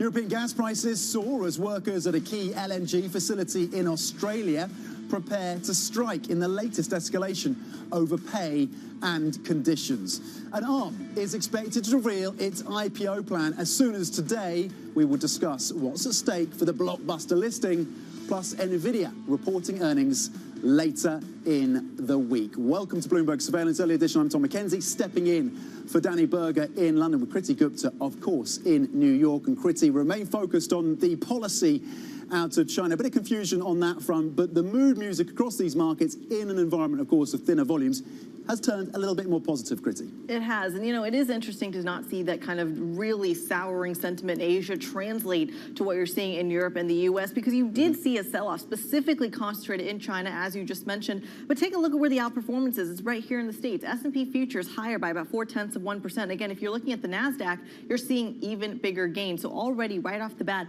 a big part of that is going to be the chip story, the expectations for NVIDIA that you're already going to see this week. But of course, Tom, you said it, it is lighter trading volume. For our radio audience, 43.99 on those futures contracts at the moment. But the bond market, too, also selling off a little bit. So you aren't necessarily seeing that safety, but it feels like a risk-on picture cross asset. The 10-year yield hovering at about 4.29 there, higher by 3 basis points. To me, what's interesting is what's going on in the FX space, because even though you saw the sell-off in Asia across all the major markets, the Nikkei actually outperformed. You didn't see that same strength show up in the Japanese yen. Dollar yen hovering around that 145 level. Technicals are going to kick in here. 145.68 on that currency pair, stronger for the greenback by about 0.2%. But Tom, I got to say, of all of these assets, my favorite is going to be the commodity story this morning, simply because there is a hurricane, as you might have heard, in California, and that's going to have really direct effects, specifically on the the Californian refineries that are producing gasoline. So you are already seeing that bid show up in the commodity market, especially in NYMEX crude, which is higher by only 0.6%. But keep an eye on that as we start to potentially see the storm worsen. Well, that energy story, Kriti, is feeding into the equity story here in Europe. The key sector that's leading the gains, again, in an environment where the mood has shifted slightly more positive in the session this Monday morning, Europe, is energy. And the part of that component is, yes, what's happening in WTI and Brent, but also, of course, gas prices. And we tie that to the headline around the disruption coming out of Australia, potentially. You're seeing gas prices currently up around 6%, a little over 6% after a pop of about 18% at the start of the session. But it's a reminder of the possible margin squeeze on some of these big corporates. Think Germany, of course, as energy prices start to tick up again. Nowhere near the highs, of course, as last winter, but there has been this edging higher prices, and that does lead to concerns that maybe corporate margins will be squeezed again in the quarters ahead. When it comes to the benchmark, then you are seeing this lift that's coming through from that sector, up 0.7% so far in the session. So a pretty decent turnaround in terms of sentiment. Euro dollar currently gaining about 0.1%, 108 on the single currency, Kriti. Well, let's take a tour around the world. We kind of walked you through the markets here. Let's start in Asia and kind of dive into what is actually leading a lot of those losses in the region. Chinese banks making a surprise move on loan rates, reflecting its difficult choice between boosting confidence on the one hand and safeguarding the system's stability on the other. Joining us now is Bloomberg's Sofia Horta Acosta. Sofia, the headlines out of China seem to be getting worse and worse. I'm curious about simply the sensitivity to China here. It doesn't feel like it's translating into the global markets. Why does China keep selling off? Good morning. Yeah, I was actually writing on the Markets Today blog that I was surprised that the FTSE opened higher. It does tend to be quite sensitive to news out of China. It's a very kind of export-oriented index, and it has in the past few months been, suffered pressure from news out of Asia. I do want to just highlight that the Hang Seng Index fell for 7 straight days. That's the longest streak since November 2021.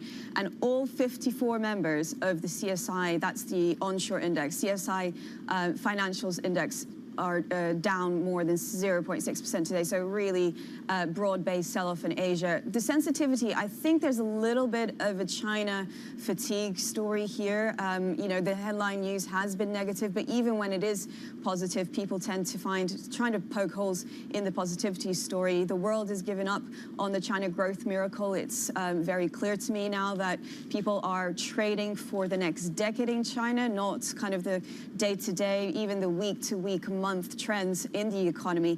But today, what's new? Why is the market down so much? I do think the LPR cuts, that's the interest rates that the Chinese banks set, they tend to fall after the PBOC cuts rates, and they didn't fall as much as expected.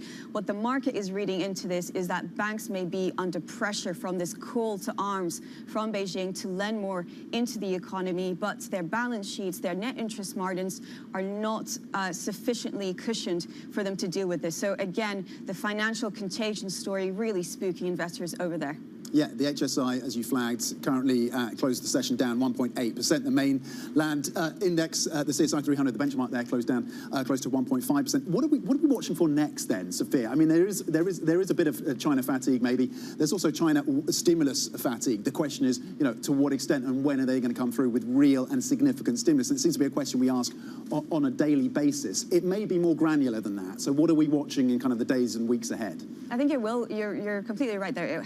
It will have to be more granular. I mean, it's still an economy that's in deleveraging mode. That's incredibly important for President Xi Jinping. You had Dan Terkay earlier on the show talking about that. This is deliberate from authorities. Let's not forget that the property downturn was instigated by Beijing's 3 red lines. This was deliberate, really kind of get the property bubble under control, deflate it, maybe not pop it. The concern is whether Beijing can actually put a floor in it when it wants to, and it really seems to have, it is struggling to kind of gain control of the downward spiral there. Yeah. What we're looking for is anything that will boost confidence. Every time I talk to economists about this, what would really move the needle here? Again, it's the fiscal transfer to consumers, because this is a demand side problem. Consumers don't want to spend, households don't want to borrow, and companies don't want credit because there's nothing to invest in. They don't have that positive outlook on growth or on the economy, so why would they?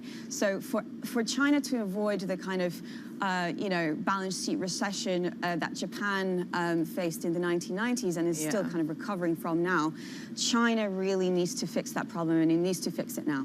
Yeah, certainly an urgency that I wonder is why it's taking so long for the rest of the world to see that read through. And of course, as we speak, dollar yuan 7.32 on that pair. Bloomberg's Sofia Horta Acosta walking us through the crucial China story as well. We stick with the Asian dynamic, though. President Biden hosting a historic summit on Friday with leaders from South Korea and Japan over at Camp David. Concerns over North Korea's growing missile arsenal and China's actions in the South China Sea, as well as the Taiwan Strait, were among the issues on the agenda. Today, we've all reaffirmed our shared commitment to maintaining peace and stability in the Taiwan Straits and addressing economic coercion.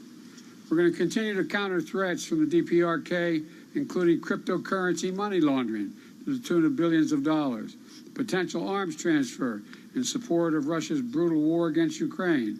And together, we're going to stand up for international law, freedom of navigation, and the peaceful resolution of disputes in the South China Sea.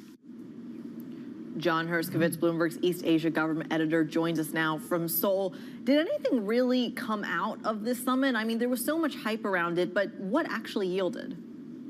Well, we got some actual and practical measures when it comes to things with matters like missile defense. There was an agreement for real-time sharing of data on missile launches. There was pledges to bolster joint exercises among the U.S., South Korea, and Japan. Things like hunting for missiles, hunting for submarines. So we got some things that really helped these two allies of the U.S. prepare for contingencies in the region. Also, there was a commitment to consult among the three so that they'll all be on the same page in case there's something that happens to one of the countries. And of course, the focus of this meeting was North Korea and China. On the economic front, we got a pledge to put together an early warning system for problems with the supply chain. This is a way that brings together the three countries so that they can be on the same page if something happens with chips or some other commodity or material that is really holding up production and hurting their economies. Of course, the South Korea story is so important as a part of that, given the Samsung SK Hynix specifically in that relationship with China as well. John Herskovitz reporting from our Seoul Bureau. We thank you as always. I want to turn to commodities here because you're already seeing a major reaction across a broad swath of assets. European natural gas prices specifically jumping as workers serving a key export project in Australia prepare for a strike if no deal is reached in those pay talks. For more, we're joined by Stephen Stepchinsky. Stephen, just how bad is this getting? What's at stake here? You know, I think one thing to remember is that Europe is on edge in this gas market. Especially since last year's war, they've lost a lot of the Russian pipeline gas supply. They depend a lot more on liquefied natural gas. And so these European gas traders, they look at what's happening in Australia. There are workers at Woodside's Northwest Shelf LNG export plant, one of the biggest in Asia, as well as 3 other export facilities in Australia that are threatening to strike, and the Northwest Shelf strikes could begin as soon as September 2nd. But you know, the view in Europe is very much this anxiety, this fear that there could be shortages, that they won't get the LNG that they need. Whereas here where I sit in Singapore, folks are still pretty calm about the situation. You know, these strikes aren't happening yet. There is still time for there to be some sort of agreement with the operators. And at the same time, the strikes will have to go on for a number of days or weeks before it actually hits LNG exports materially. But in a worst case scenario, if these strikes do happen, if they do hit the LNG plants, that is 10% of global LNG supply, and that will put Europe directly in competition with Asia for the spare LNG in the market. That could lead to, you know, prices rising, bidding wars for shipments. But that, of course, is an absolute worst case scenario. We're not there yet, but the market, especially when it first opened, does appear to be pricing in some of those scenarios. Yeah, Stephen, really, really important context. And you know, I know you've also got an eye as well on what's happening in the commod space, the soft commod space with wheat and prices there popping over the weekend. That was also tied to the conflict between Russia and Ukraine. What are the details there? Is there further anxiety that these prices are going to remain higher, or at least there's going to be persistence in terms of higher prices in some of these soft commods? Precisely. I mean, when it comes to wheat deliveries out of Ukraine, it's been a big issue for the last few months since the corridor in the Black Sea. That agreement that Russia would allow shipments has kind of broken apart over the weekend. There were some drone strikes on some locations that caused some anxiety again in that market. Earlier in the day, you saw wheat prices jump. You know, you're still up a bit higher over the last 2 days. They're kind of coming down a little bit today. There are some reports out of the Financial Times that maybe shippers will be able to get insurance guaranteeing the shipments out of Ukraine. That could provide a little bit of relief. But again, these commodity markets have been on edge from last year. So when there are news, when there are new events, when there are new attacks, you do see these sorts of price surges. You do see this volatility, and that's why commodities have been under so much stress.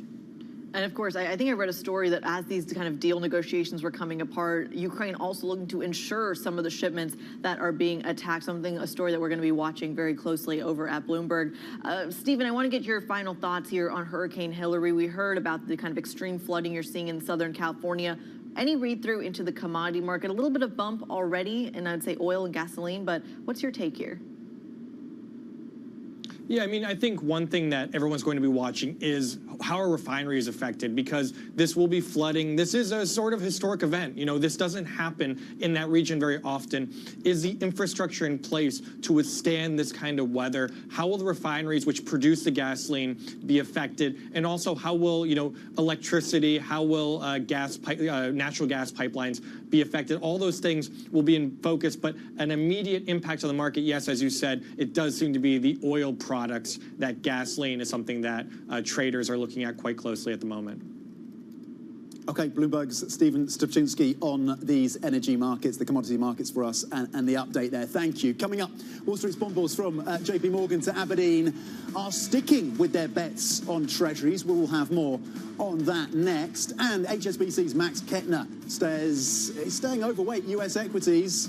We unpack that view with him later this hour. Plus, a big week for chips. We're going to speak to Greenmantle's Chris Miller on what would be the biggest IPO of 2023.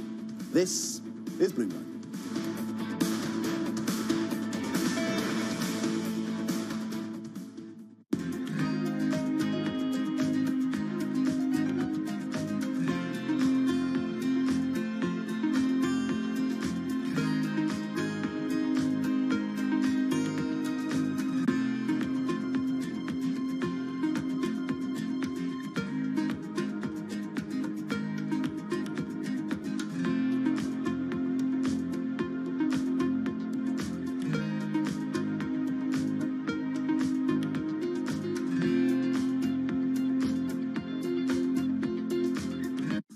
What's the best investment advice you've ever been given by anybody?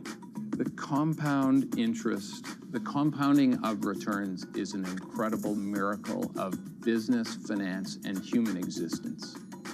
Everything you learn is additive every day, and if you keep at it and don't quit, it's an incredible miracle. And it's not just interest. It was always said about compound interest returns, compound business returns, compound human returns.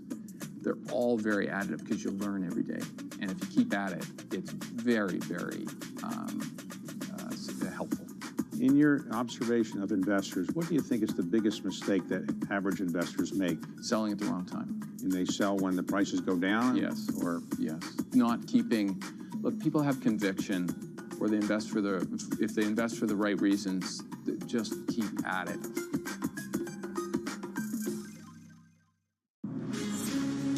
From the beating heart of global finance, economics and politics, and wherever newsmakers are moving markets, Bloomberg brings you conversations that allow for deep discussions and important insights. How has that shaped your strategy for the bank? Is this a new normal? Is this like a catalyst? Do you think we're in a new phase for dividend policy overall? That's a great question. I'm Francine Lacqua, and this is The Pulse, every weekday at 9 a.m. only on Bloomberg.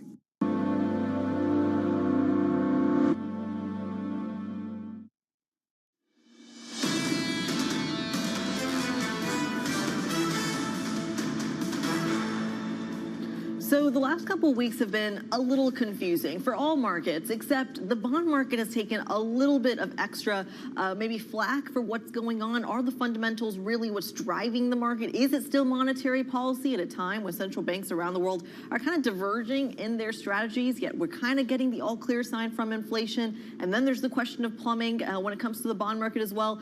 This is why I am not a strategist on Wall Street. It's because of a chart like this. For a radio audience, stick with me here. Basically, we're looking at 2-year and 10-year net non-commercial positioning, and basically it's a chart that goes all the way back to 2001. And what you need to know is basically you are starting to see short positions at their, well, lowest on record, basically. It really shows the fact that, well, maybe people are positioning for some sort of pop in yields. At the same time, if you look at the long end of the curve, people were the most long. It's a really kind of dynamic market where you really see both the bulls and the bears when it comes to the bond market kind of dig in. And this is why you bring in an expert like Bloomberg macro strategist Simon White, for example, to explain what is going on. So Simon, what's going on here?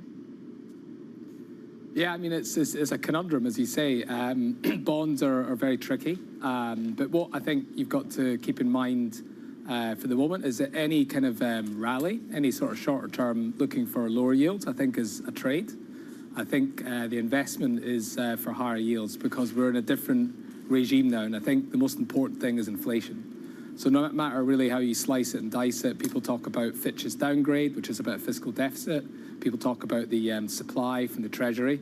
These really are just reinterpretations of an inflation issue, right? If you have the government is issuing more debt, that's ultimately inflationary. You know, if you have higher fiscal deficits, that leads to a weaker dollar over like 18, 24 months. These are all inflationary signs. So the real change here is the fact that we're in an inflationary regime, and that really biases yields to be higher, not lower. So right now, bonds are fairly oversold. So we can see, I could see certainly in the shorter term, you can see some sort of reversal. They're also oversold versus stocks. So I could see some reversal in the stock versus bond ratio. But really, any kind of rally in bonds, I think more as a short-term thing. Okay, so that would tie into the views then of JP Morgan, Bob Michel there, because part of this is also a bet on recession.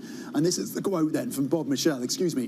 From that first rate hike until recession could take a while, we continue to see a growing list of indicators which are only at these levels if the US economy is already in recession or about to enter recession, Simon. So the view then that if the US isn't already in a recession, it's very close to that, underscoring the bid for the long end.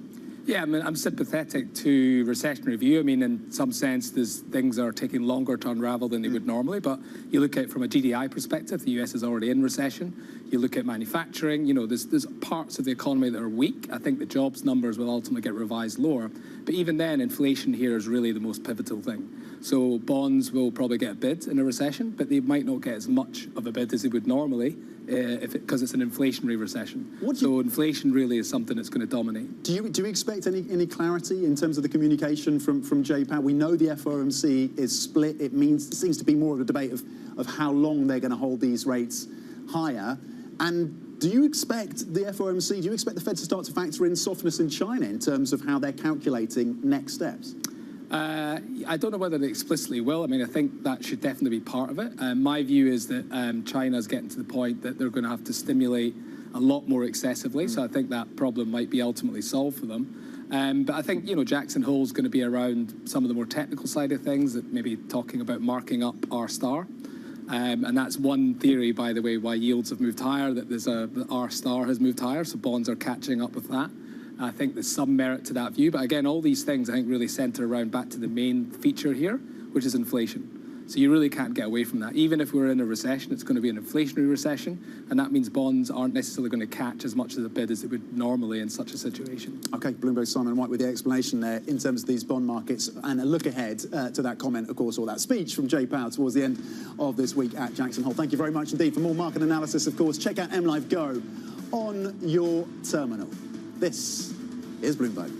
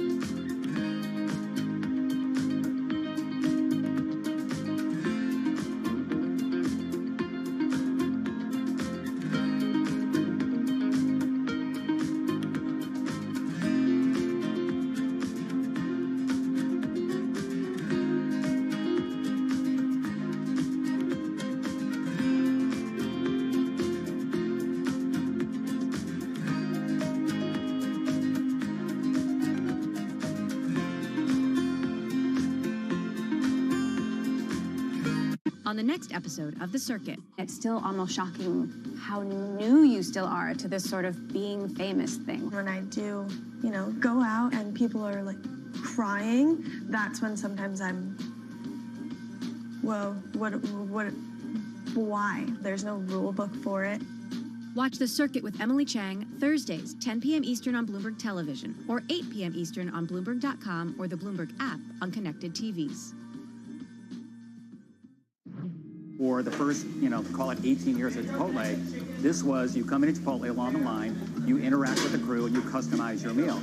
We've got this separate make line, and it's digitized, and so the orders come in, and they're really kind of staged so that if you say at noon, I want to come in at 1 o'clock, we hold that order, and we will send it to the crew like maybe 10 to 1, Right. so it's ready right when you pull up your car. How do you manage these kind of two different staffing needs, right? Yes. And making sure you have the right amount of people Yes. at the right time. We spend a lot of time projecting sales. A lot of it is, it's part art, part science. We're trying to bring more science and more AI into it. Because if you get the right sales projection, then you know exactly what your staffing needs to be. So if you get the sales right, you can get the entire restaurant staffed perfectly. With just a couple people, our average restaurant now does about over $1 million per restaurant in digital sales.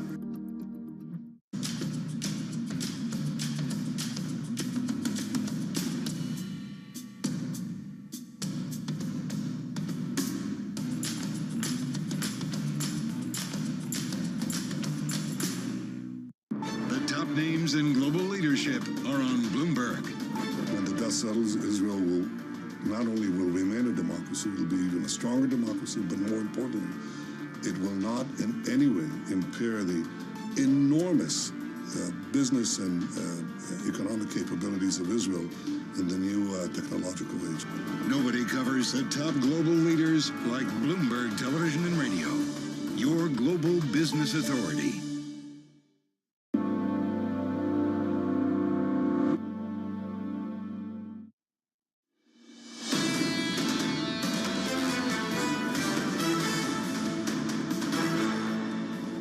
This is Bloomberg Surveillance Early Edition. I'm Kriti Gupta in New York with Tom McKenzie in London. Let's get to some of the stories that caught our eye this morning. Hedge fund manager Sculptor Capital rejects an unsolicited bid from Boaz Weinstein and Bill Ackman. The firm writes in a statement, quote, the bidder has not demonstrated adequate committed funding for any of its bids, unquote, without identifying the actual bidders themselves. This comes after Rhythm Capital agreed to buy Sculptor in a $639 million deal back in July. So, Tom, everyone kind of getting a little grabby for this particular company. A little grabby for the company. That's one way of phrasing it. Yeah, it's a story that we'll continue to watch. It's really fascinating in terms of how that develops. Another really important story in the banking space. Citi CEO Jane Fraser said to be considering a break-up of the firm's Institutional Clients Group, or ICG. That is according to reporting from the Financial Times. The unit is the firm's biggest business. It made up 3/4 of the bank's profit last year. The split would be in 3 segments, including investment, corporate banking, global markets, and transaction services, according to the report. Coming up, we will speak to Max Kettner, Chief Multi-Asset Strategist at HSBC, to get his views on how to position in these markets as we weigh up the risks from China and this higher yield environment. Stay with us. This is Bloomberg.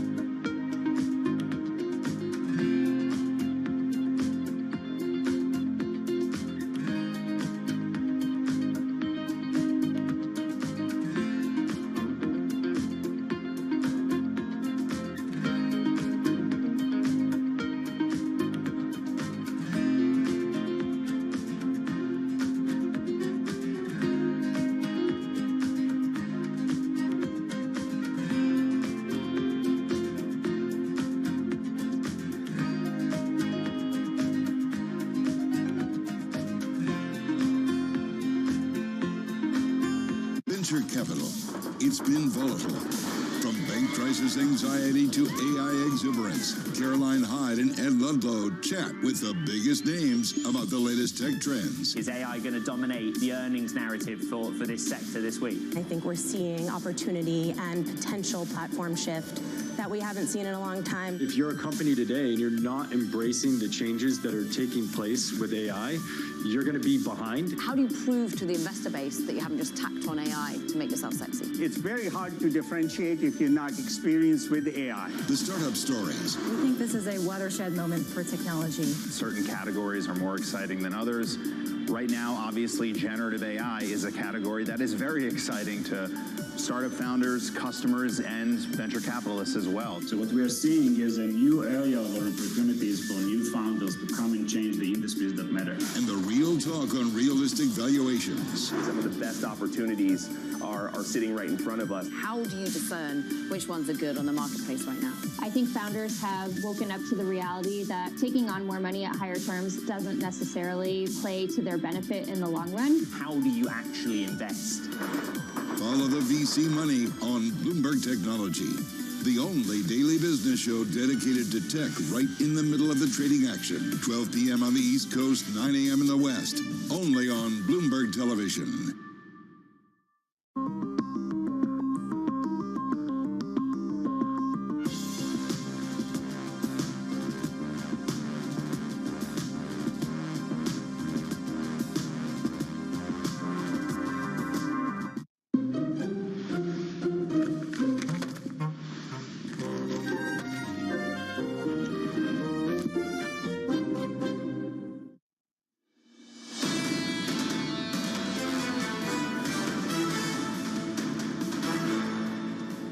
This is Bloomberg Surveillance Early Edition. Here's what you need to know. Chinese banks disappoint. Lenders defy calls to support the property sector with a smaller than expected cut to their benchmark lending rate. Over in Europe, gas prices soar as workers at a key LNG facility in Australia prepare to strike in the latest escalation over pay and conditions. Plus, ARM is expected to reveal its IPO plan as soon as today. We're going to discuss what's at stake for the blockbuster listing, plus, of course, NVIDIA reporting earnings later in the week. I'm Kriti Gupta in New York with Tom McKenzie stepping in for Danny Berger in London. Tom, I feel like this is in your wheelhouse. I'm very excited about the chip story. We're going to talk about that in a little bit. But for now, it kind of feels like commodities are driving the trade.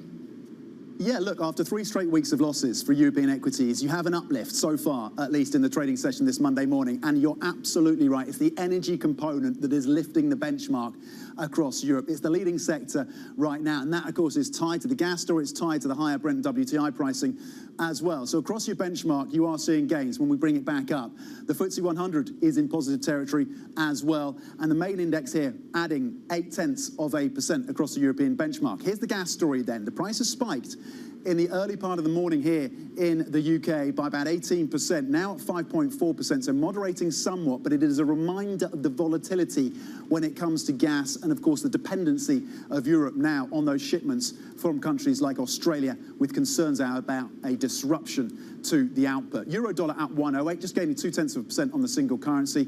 And the data again this morning out of Germany, reminding us of the vulnerability of that economy. It all ties into China. So far, these equity markets are brushing off the angst emanating from the world's second largest economy. Gains across the benchmark of 0.8%. Kriti. Yeah, that green on the screen translating to the equity story here as well, because you are seeing futures in the green, higher by 0.4% on the S&P 500. The outperformance, though, Tom, is going to be in those NASDAQ 100 futures. So again, seeing a little bit of tech concentrated green on the screen, but nevertheless, for our radio audience, 44.01 on those S&P futures. So again, a positive start to the week amid that light trading volume. Let's talk about the bond market here, because it is a truly risk-on cross-asset. U.S. 10-year yield hovering about 4.28 here, seeing a move of only about 3 basis points. But if you look at the front end of the curve, you're not seeing any moves at all. So let's take it where we can. A little bit of a sell-off in the bond market that actually has caught a bid in the last couple of days. Dollar-yen is going to be an interesting story as well, because technicals are coming back in. Now, the yen is the biggest contributor to the Bloomberg Dollar Index moving today, 145.73 on that currency pair, stronger for the greenback by about 0.2%. But Tom, the story for me that I've been obsessing all over the weekend is going to be the commodity story. Hurricane Hillary hitting Southern California, a region that you don't really see a ton of hurricanes in. 355,000 barrels a day of gasoline and about 196,000 barrels a day of distillate production potentially at risk. So really keep an eye on the refineries, already creating a little bit of a tailwind for the likes of NYMEX crude, higher by 0.7% and trading at about an 81 handle. Okay, well, someone who definitely has views, on the commodity space is Max Kettner. We'll get those views in just the next couple of minutes. Chief Multi-Asset Strategist at HSBC. Max, thanks for joining us in the studio. Before we get to your call on commodities, and the markets this morning seem to underpin your more constructive view on that space, let's start. You are overweight equities. Give us the view, give us the rationale before being overweight equities in an environment of high yields, in an environment of still sticky inflation, and of course concerns about next steps from central banks. What gives you that view that you remain overweight on equities? Yeah, look, I think when we look at it sort of from a 3 to 6 month horizon, I think that is completely correct. I think very tactically, if we look at this week and next week, yeah, there could be a few more jitters coming, right? Because we've got a bit more supply coming on the Treasury side. We've got obviously Jackson Hole and, you know, with this topic around structural changes in the global economy. So there might be a bit of better entry points this week or next week. Yeah, absolutely, granted. So, you know, around that supply story, around that Jackson Hole story. But I think in terms of the rationale, right, I don't think an awful lot has changed, particularly when we look at our equity overweight, which is really heavily focused sort of on the US and then in emerging markets, particularly on Latin America, which is, as you noted before, is mainly really a function of commodity prices. And in the US, let's be honest, right, we've been talking about the whole year about when does the recession hit and when does it finally come, and, you know, is it going to be this quarter, next quarter? And the reality so far has been that consensus was always sort of rolling it 1 quarter forward, right? Every quarter we started with, well, this is the quarter where it's finally going to hit. And then the first couple of weeks, the hard data was much better than expected. And then people had to revise their forecasts again. The flip side of that, Max, as you well know, is no recession, rates higher for longer, and there's the squeeze on margins. So how do you insulate yourself from that? Yeah, I think, you know, this is probably really a question about timing, and it's a question really about how asset allocation has changed, right? This is probably getting a bit more philosophical than really technical, but if we think about it, so Kriti was just saying this is a proper risk-on environment today, but we haven't seen that in a couple of weeks, right?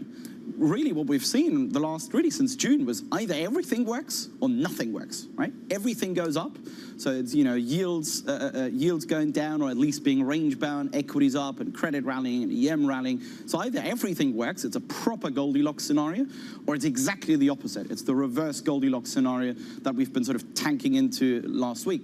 And from an asset allocation perspective, that's the worst environment, right? Because you can't really protect against it. Because, you know, if you either buy anything, then why are you even here? And if you don't buy anything, well, again, it's sort of like, well, what can you do to hedge?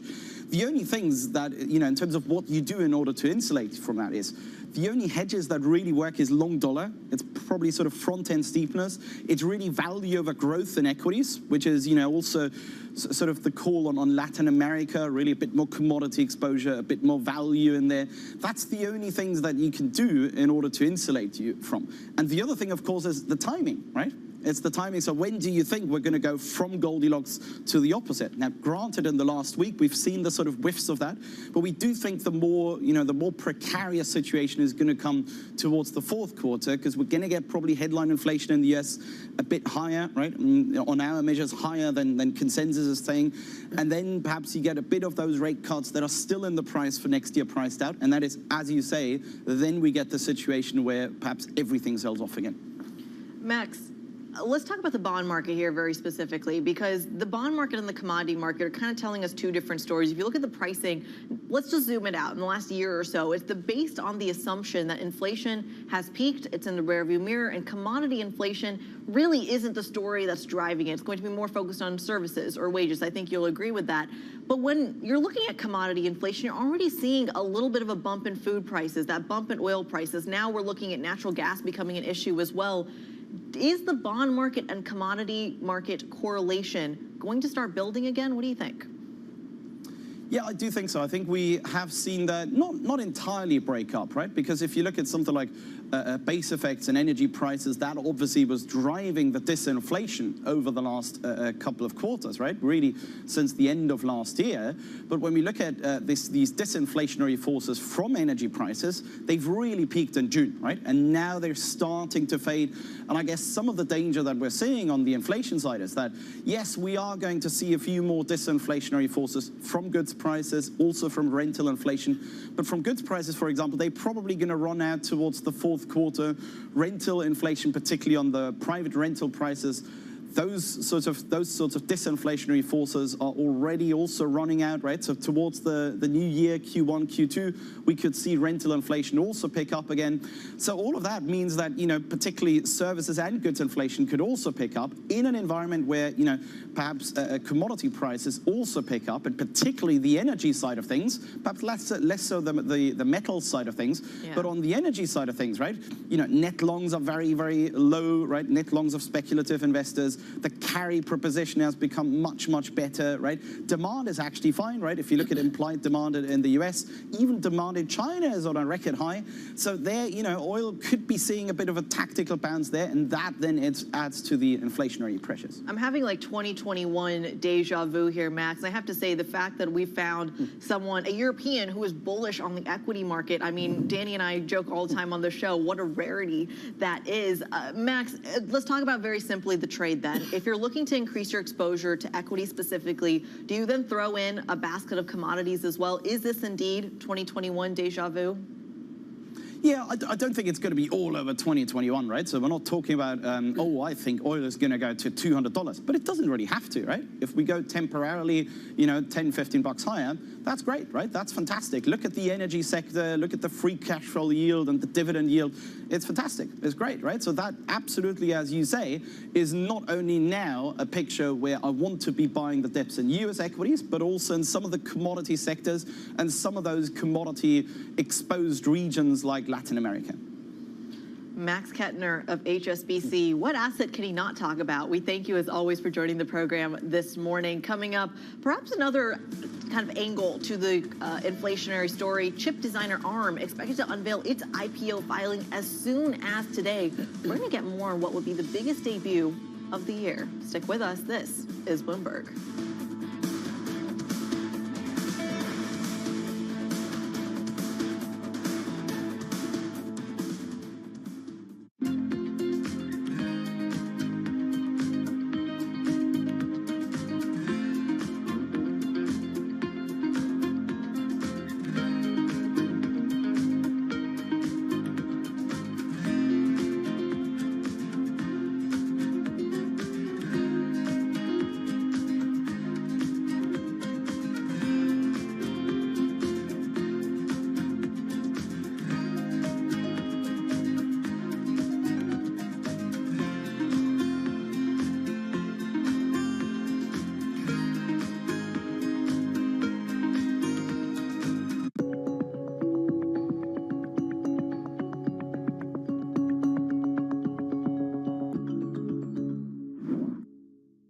London will stay a financial center. It will stay our EMEA hub.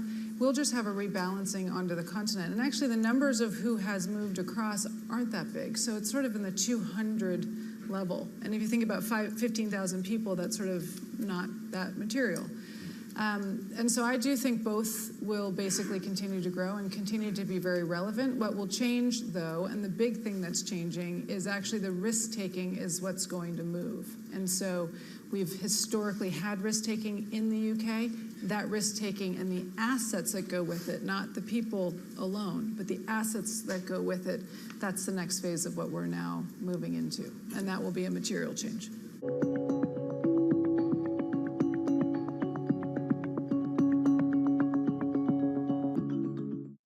People ask me all the time, what is the key to being a really good investor? And I tell them it's to surround yourself with and work with the best investors you can find. On Bloomberg Wealth, I'm going to take you to meet the greatest investors in the world, the people that I would like to have managing my money. I think if you're a mission-driven investor, there's really no better feeling than knowing you're impacting the lives of 2 million people that are serving California.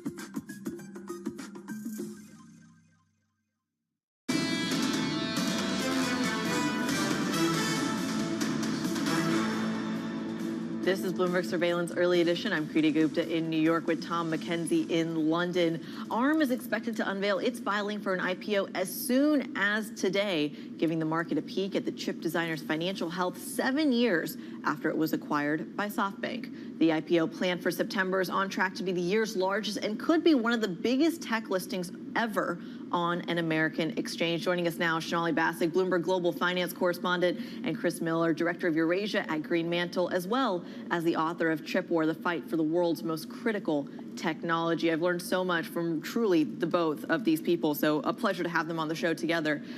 Chris, let's start with you here and specifically talk about what advantage ARM might actually have. We've already seen investors like NVIDIA, like Intel, even Amazon trying to get their hands on this.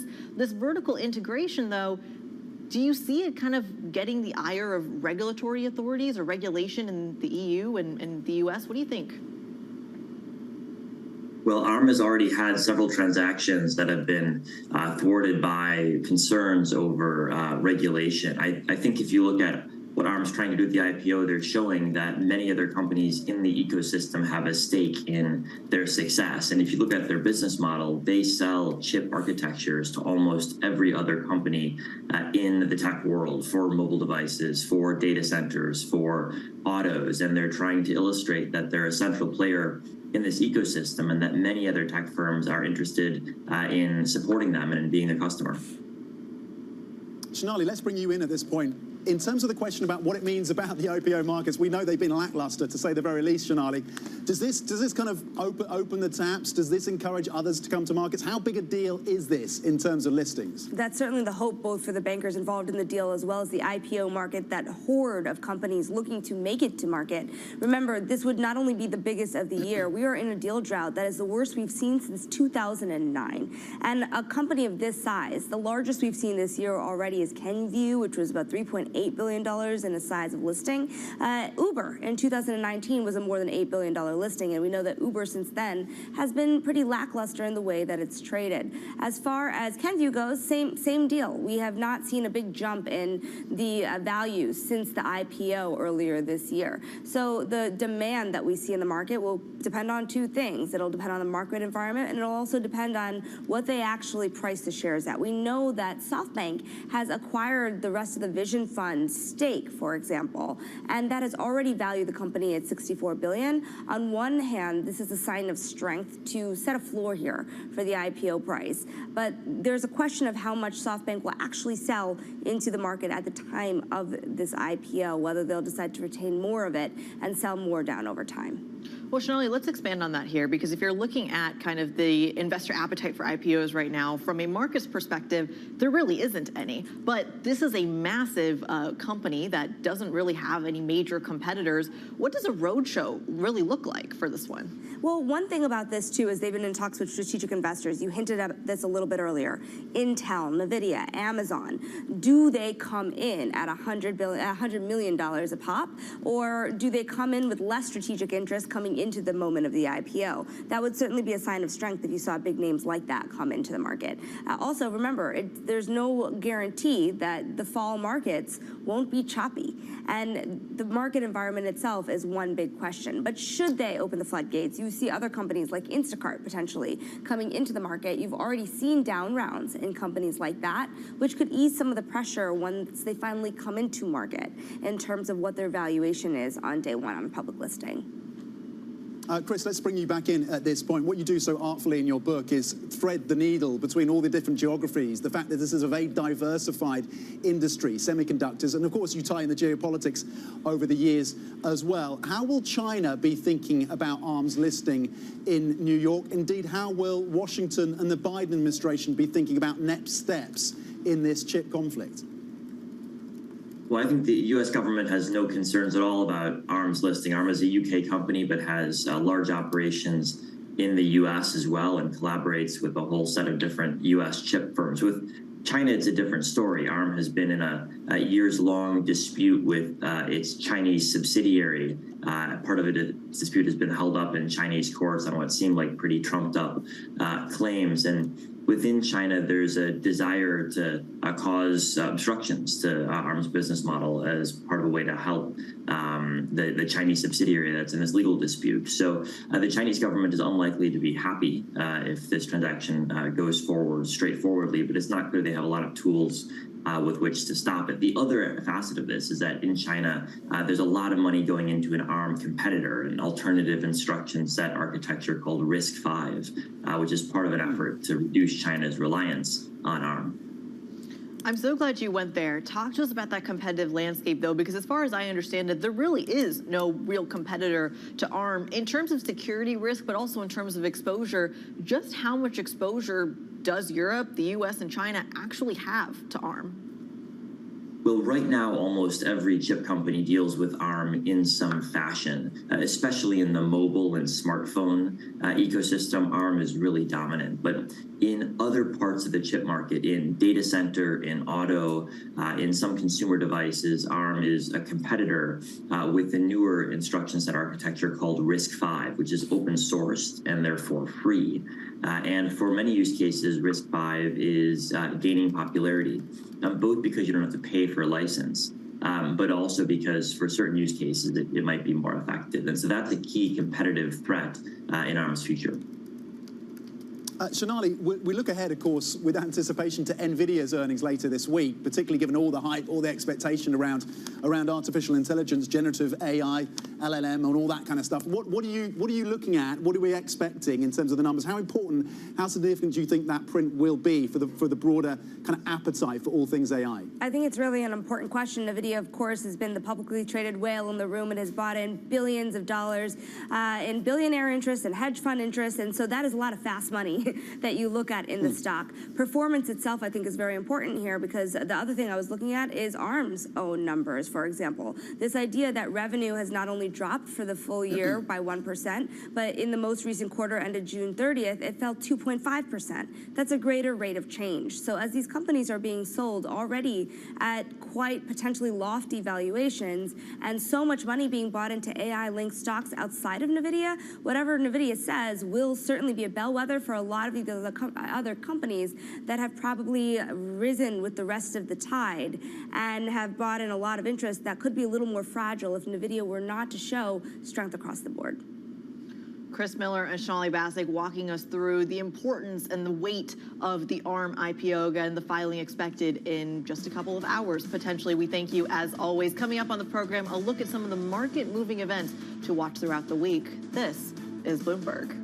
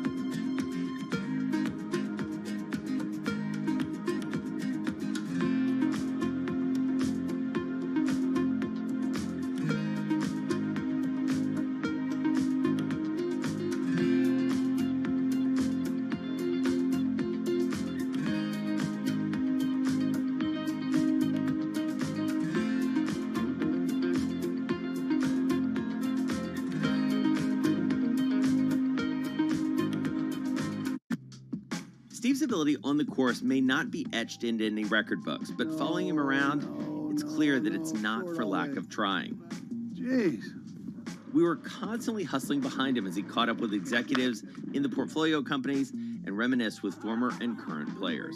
He was a day trader. He taught himself, self-made day trader. Yeah. And so he's on the bus after a game in New England, and he's day trading on the bus, and Bill Belichick sees him and cuts him on the spot. You know, in many ways, it's a convention, right, of the people that I don't see maybe once a year. And so it's kind of all come together. My firm, our charity, fundraising efforts, and then the friends that are around. My dad and my brother, it all happens right there as a confluence of all these parts of my life that have found its common center.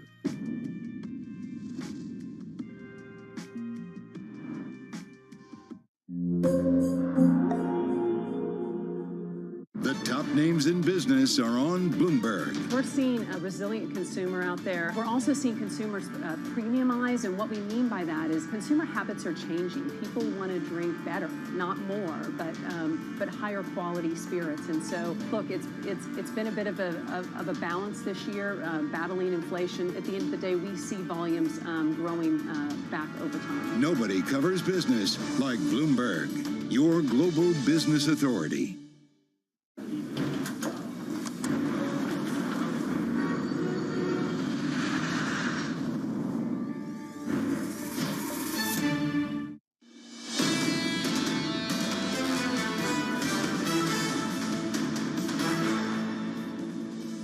This is Bloomberg's Surveillance Early Edition. I'm Tom McKenzie in London with Kriti Gupta in New York. Now a look ahead at what else is on the docket on the agenda this week. Later today, President Biden heads to Hawaii to assess the damage in Maui. Starting Tuesday, South Africa hosts the BRICS summit in Johannesburg.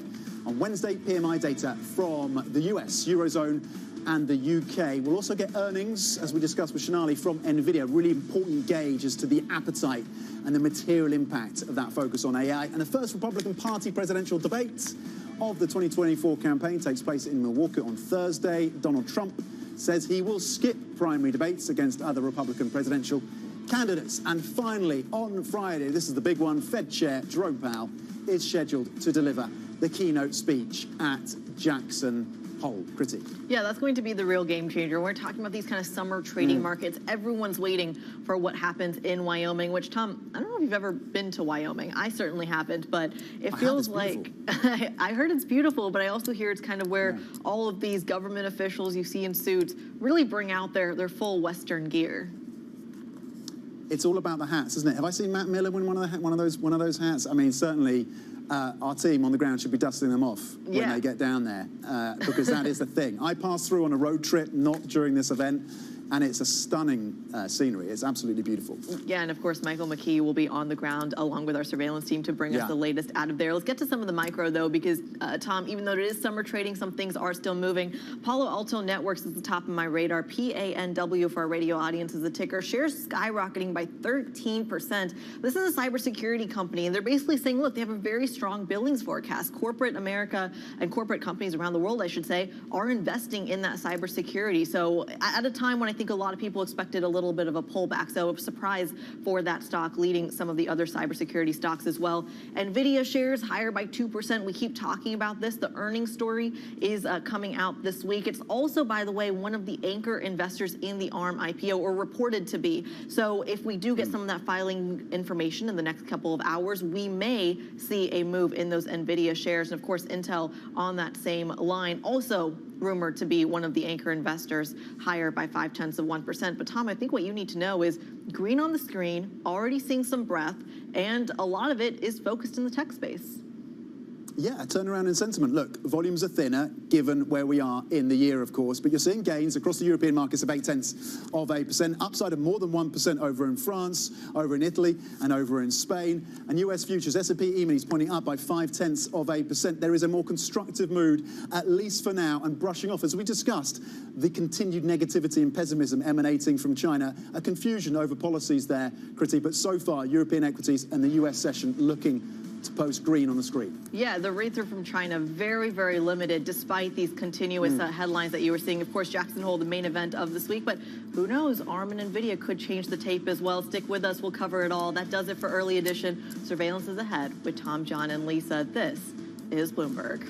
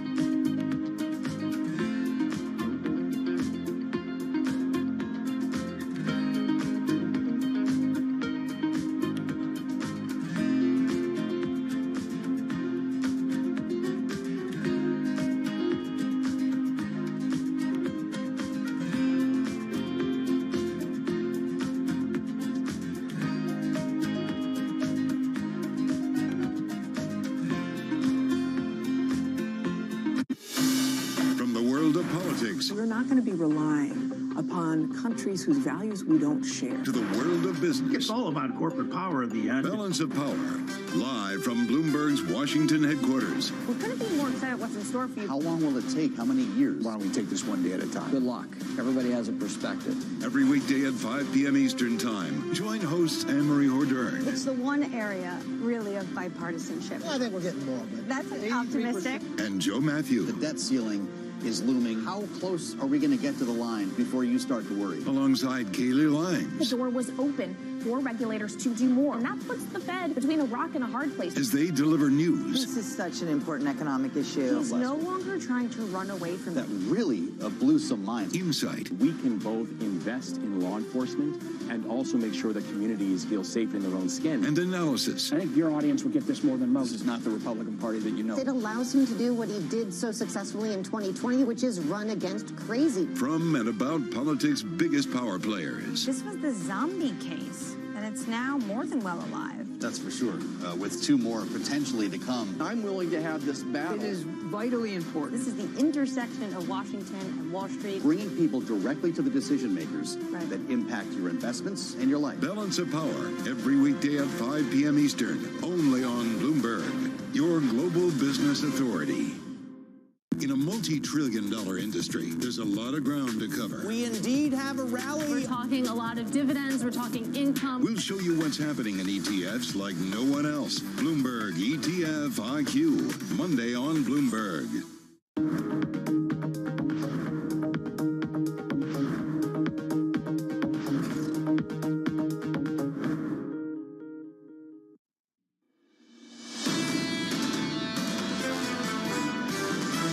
This entire economic cycle has felt like it's been on fast forward. All this talk about a recession so far hasn't panned out. This current correction is not about growth fears. What I see is a pull forward of consumption. We are expecting that both Fed and ECB will stay on hold next month. This is Bloomberg Surveillance with Tom Keene, Jonathan Farrow, and Lisa Abramowitz. Let's get your week started live from New York City this morning. Good morning, good morning. For our audience worldwide, this is Bloomberg Surveillance on TV and radio alongside Tom Keene and Lisa Abramowitz. I'm Jonathan Farrow. Your equity market positive by 0.5% on the S&P 500. 4-day losing streak coming into this week. The main event taking place on Friday. TK, Jackson Hole and Chairman Powell just around the corner. And we said you get closer to it to really have an understanding of what Jackson Hole is going to be this year. And I think we're closer to it. I think Dr. Alarian, who we're going to get a lot from today, really summed it up as a 3-frame what if. And that's how many things, that's how many moving parts are going on. I'd like to suggest we'll have a clarity of thought by Thursday before Friday. Welcome back, TK. Good to see you. I have. Can I say who I have to say thank you to? Sure. Who do you want to say thanks to? Abelardo Aguiar was a Philippine doctor who invented erythromycin. He's the one that figured out the wonder drug. And so, you know, it's good to say thank you to he and Eli Lilly. Do you want to offer a little bit more detail than that? I had the plague. Okay, good. You know, the plague. Welcome back, Tom. I had pneumonia, Okay. and everybody was great, and I'm down, and, you know, it sort of it was like a vacation. We got to look after That was you. my holiday. I'm not sure people would describe that as a vacation. That was Tom. my holiday for the year. Okay, well, we've missed you, and it's great to have you back with us to try and work out if we've got any clarity on a range of issues, including this morning, Lisa, China. Some confusion, I would say, through last week on the policymaker out of the world's second largest economy, and that confusion continues this morning. They did not cut 5-year rates. They cut 1-year rates, less than expected. And this goes to this question, are they not stimulating more because they don't want to inflate a bubble, because they want to support the banks, or because they can't? And this is the question, as everyone says, if they want the Chinese economy to actually get its feet back under it, they need something more substantial that just isn't coming yet. But I would overlay China and all the confusion, as John mentions, right over to Jackson Hole. The mathematics of this, which is out on Twitter, it's out there among the academics, is the convexity of it, the acceleration of trends right now that we've seen over the last 10 days. And I'm going to call it right now, it's a log convex Jackson Hole. That's mathiness for acceleration. Things are moving suddenly. And I'm sorry, Beijing is in Jackson Hole here on Friday. You've missed quite a bond market move, Tom, over the last week. Let's get the screen up. Let's get to the markets. TK, when you left and now you've come back, these yields, 430 on a 10-year, looking at highs we haven't seen at the close since 07 on a 30-year back to 2011. Some serious levels. First thing I did today is I looked at the real 10-year yield, the inflation-adjusted 10-year yield, and suddenly at 2%, 1.98%. And it's simple, John. There it is, almost back to where it was Jackson Hole of 2007. And you say, okay, Tom, what's a fancy number? It's 2.05, but actually 2.22. We're not yet to June and July before the crisis of 07, but boy, have we gotten there quickly. This is real rates, not nominal, Tom. Real rates, which is how the adults think. I mean, I'm sorry, they work in a real rate world, even though the rest of us are looking at, what, Lisa, 7.60 was the bank rate 30-year? Well, there are different ways of measuring the mortgage. I'll just say that when you take a look at a range of different yields, whether it's nominal or whether it's real, you're seeing some of the highs going back 15, 16, 17, 18 years. And there's a question of, is this the new normal, even if inflation gets under control? And that's a key question at Jackson Hole. Yields are up this morning by 5 basis points or so on a 10-year in the equity market. A lift here on the S&P 500. Bramo equity futures positive by 0.5%. The week really starts tomorrow. Some would say the week starts Friday, but I would say the week starts tomorrow.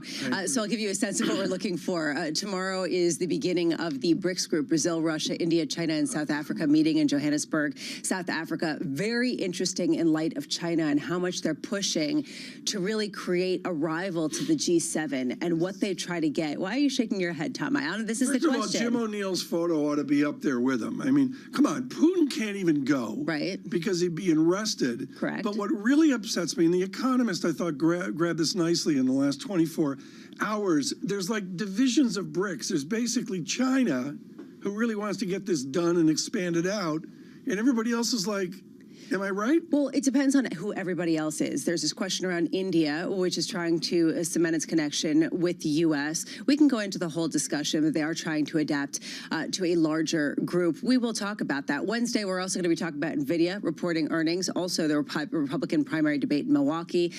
We can see NVIDIA. The question here is, how is the market going to respond? Perhaps more than what the earnings actually showed. On Friday, it is going to be about the Jackson Hole Fed Symposium. Fed Chair Jay Powell coming out at 10 a.m. Eastern. ECB President Christine Lagarde will be there. She will also be speaking. To me, I want to understand whether he takes up Mohamed El-Erian's point and doesn't talk about anything substantial and basically just goes after some esoteric economic debate, which is sort of not in his purview because he's not an economist by training, and just goes after something less consequential, but that sounds like it has gravitas. I'm on the same page as Mohammed here. I know. As I've talked about over the last couple of weeks. Do no harm, Tom. First course of action. Do your best to say nothing. There's a suggestion, though, that he's going to say something. I'm not going to say he's going to say this, but Jason Furman in the Wall Street Journal has been on fire. We'll discuss this a little bit later this morning. Raising the prospect of further down the road, not now, further down the road, Tom, tolerating something just below 3% on CPI, then a few years later maybe formalizing that as the new price target. You know, I don't want to steal time here from Luke Call. We can do this through the show this morning here, but we really need to frame out, folks, for you, this debate between getting back to 2.x% or even below that versus 3.y%, whatever. But that debate needs to be framed out through the week. Luke Howard's with us now, asset allocation strategist over at UBS Asset Management. Luke, wonderful to get you on the program with us to kick off a new trading week. Luke, I know where you stand on manufacturing coming up to services. For people who haven't followed the global economy over the last several months, services is still okay, stateside manufacturing just a little bit softer. You're expecting manufacturing to actually reconcile, converge up to where services is now. Luke, how would you reconcile that with what's developing over in China? So I think we'd certainly say that what's happening in China is a challenge to that thesis. Most certainly, if you look at the two defining kind of global forces in the global economy over the past 15 years, it's been one that everyone pretty much the same thing happened after the financial crisis with household deleveraging as a common factor. The second common factor was global goods cycles being driven pretty much by the China credit cycle completely. We're now heading into a world, we think, where those two potent forces are no longer going to be kind of the driving forces of both goods cycles and economic ebbs and flows in general. That means as macro strategists, we have to be looking for some of these new connections that are going to be driving that. And right now, we think that the real income side and the inventory restocking side, particularly in the U.S., is what's going to drive more of a convergence of manufacturing towards services. Look, while I was in the hospital flat on my back, John would brief me every day about 4 p.m. And John, one of the days, mentioned the equity market really hasn't pulled back all that much. Do you see an equity market that's been resilient given the bond carnage? Certainly, and one thing that really stands out is how kind of rational or orderly a lot of the elements of the sell-off is. If you look at a kind of basic screen of what's done the worst, it's been rate sensitives. We all know that story. It's been China sensitives, and then it's been more speculative pockets of the market. So that to me says that this isn't yet about any kind of growth slowdown, pricing in the risk to growth from a term premia shock from what we're seeing in China.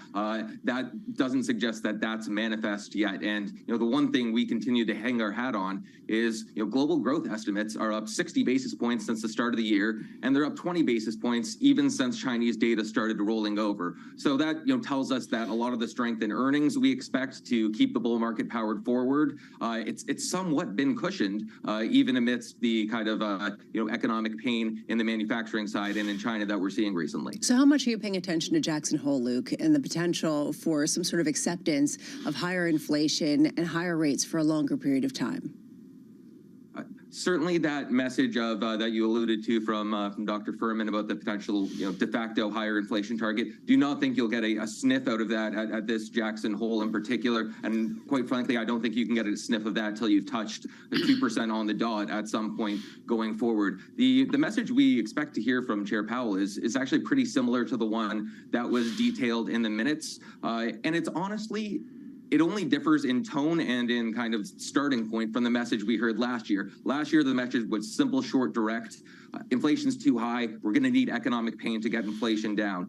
This year, we've had the inflation come down a lot of the way without much of the economic pain. But the Fed is still saying that a period of below trend growth is going to be necessary to get, that quote unquote last mile of inflation or the sustainable inflation on target. And, our view is that that's going to be, somewhat reinforced. And the danger or what the market could be looking for is the 2024 dots, the 100 basis points priced in. I think the market has about 40 basis points priced in more than the Fed right now. The danger is that with growth so resilient, the Fed shouldn't be showing as many cuts in 2024, even as inflation has come down under that operating framework. So I don't know if that's something that you can allude to in this. I don't think you're going to get a very academic kind of view on our star here. It's just going to be the Fed's willingness to keep rates higher for longer in order to make sure that last mile takes place.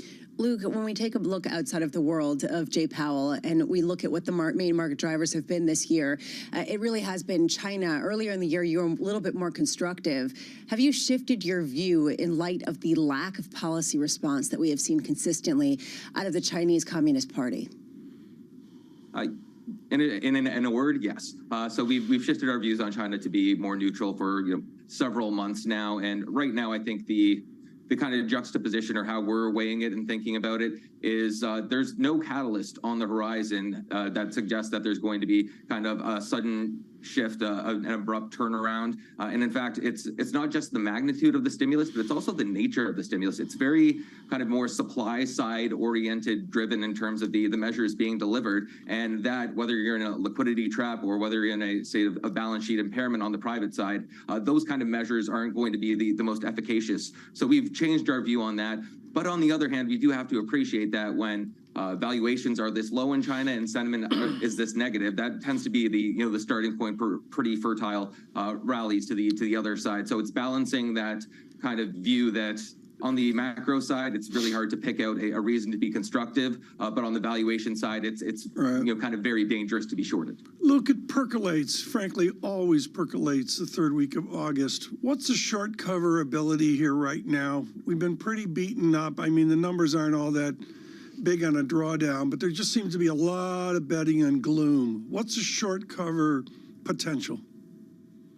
So if you mean the short cover potential on equities, I would say that kind of our view is that heading into the last leg of the rally that got us to, effectively year-to-date highs, that was the normalization of positioning from pessimistic levels to kind of more normal levels. So I would say on the equity side, the positioning is a little clean. What's a little more worrisome in terms of the short covering side is that, from the surveys we've been looking at, it seems that there is very much an itch to, buy duration and to kind of call the top on yields. That's the position that seems like it's been getting squeezed a little more lately, particularly given it's August, the low liquidity situation. And that to us is the scariest thing about the bond market. It's the degree of momentum that yields have to the upside. Bob Michael at JP Morgan Asset Management, feeling that itch. Luke Cower. Luke, it's good to see you, as always. Have a good week, buddy. Luke Cower there of UBS. Coming up very shortly, we'll catch up with Wendy Schiller of Brown University, and we're going to be talking about this poll out from CBS over the weekend. The former President Donald Trump with a massive lead for the GOP. Tom, this question here stood out for so many people, and if you're not familiar with this, haven't seen it yet, allow me to give you a sneak peek of this poll. Who do you trust to tell you the truth is essentially the question they asked possible Trump voters, Tom. 71% said Trump, 63% friends and family. 71% Trump, 63% friends and family. So basically, Trump supporters trust Trump potentially more than their own family members, Tom, to tell them the truth. Yeah, well, this is what's important here is this is Anthony Salvanto's legendary at CBS. He's been huge in the poll business for years. So if you start with the idea it's a real poll, and the answer is there's a lot of information here into the debate, and it enriches all the ballet of this debate that we're going to see here. It's a monster lead, and we're told he won't be at that debate this coming Wednesday. A preview coming up next with Wendy Schiller on the equity market a little bit later. Julian Emmanuel of Evercore in the next hour. All of that coming up and more. Live from New York City this morning with equity futures positive. Good morning.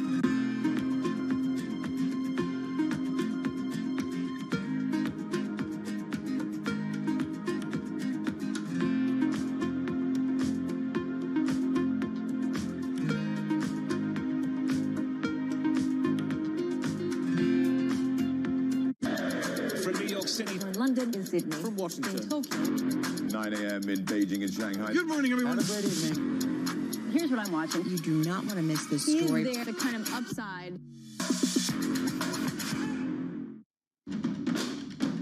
And the markets are on the move. The focus, of course, is on Ukraine.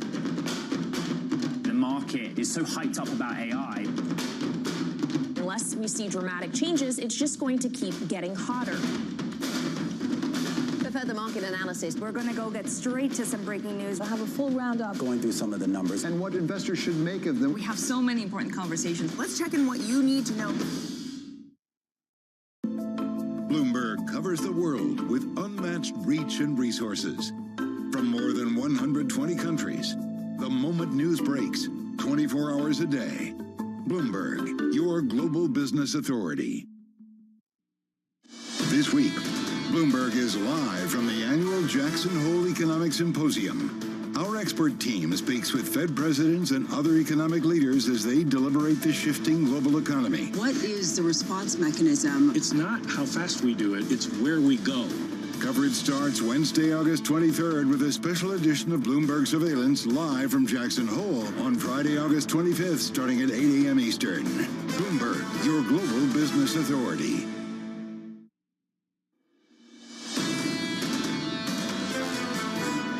I served alongside the president for a long time, and one thing I realized about him is not over till it's over. So right. I'm actually still hoping he shows up. I think, look, I think every one of us that have qualified for that debate stage ought to be on the stage, be willing to square off, answer the tough questions, and also draw a bright line contrast. The former Vice President Mike Pence speaking on ABC over the weekend, going into that first presidential debate for Republicans taking place on Wednesday. The latest information we have from the former president, he won't be there, TK. The latest poll we have from CBS YouGov, this one right here with a dominant lead for the former president. TK, 62% of likely GOP primary voters going with the former president.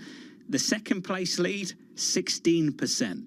So DeSantis at 16, then you've got Ramaswamy at 7%, Pence at 5%, who you just heard from, and the rest just single digits, low single digits. I talk to Margaret Brennan every week, and the wonderful job Face the Nation does for Bloomberg Radio in the afternoons on Sunday. And John, Anthony Salvanto does much more than the poll. I want you to bring in Wendy Schiller because, frankly, you're more up to speed on this than I am. But one of the Salvanto panels, top reasons for considering Trump.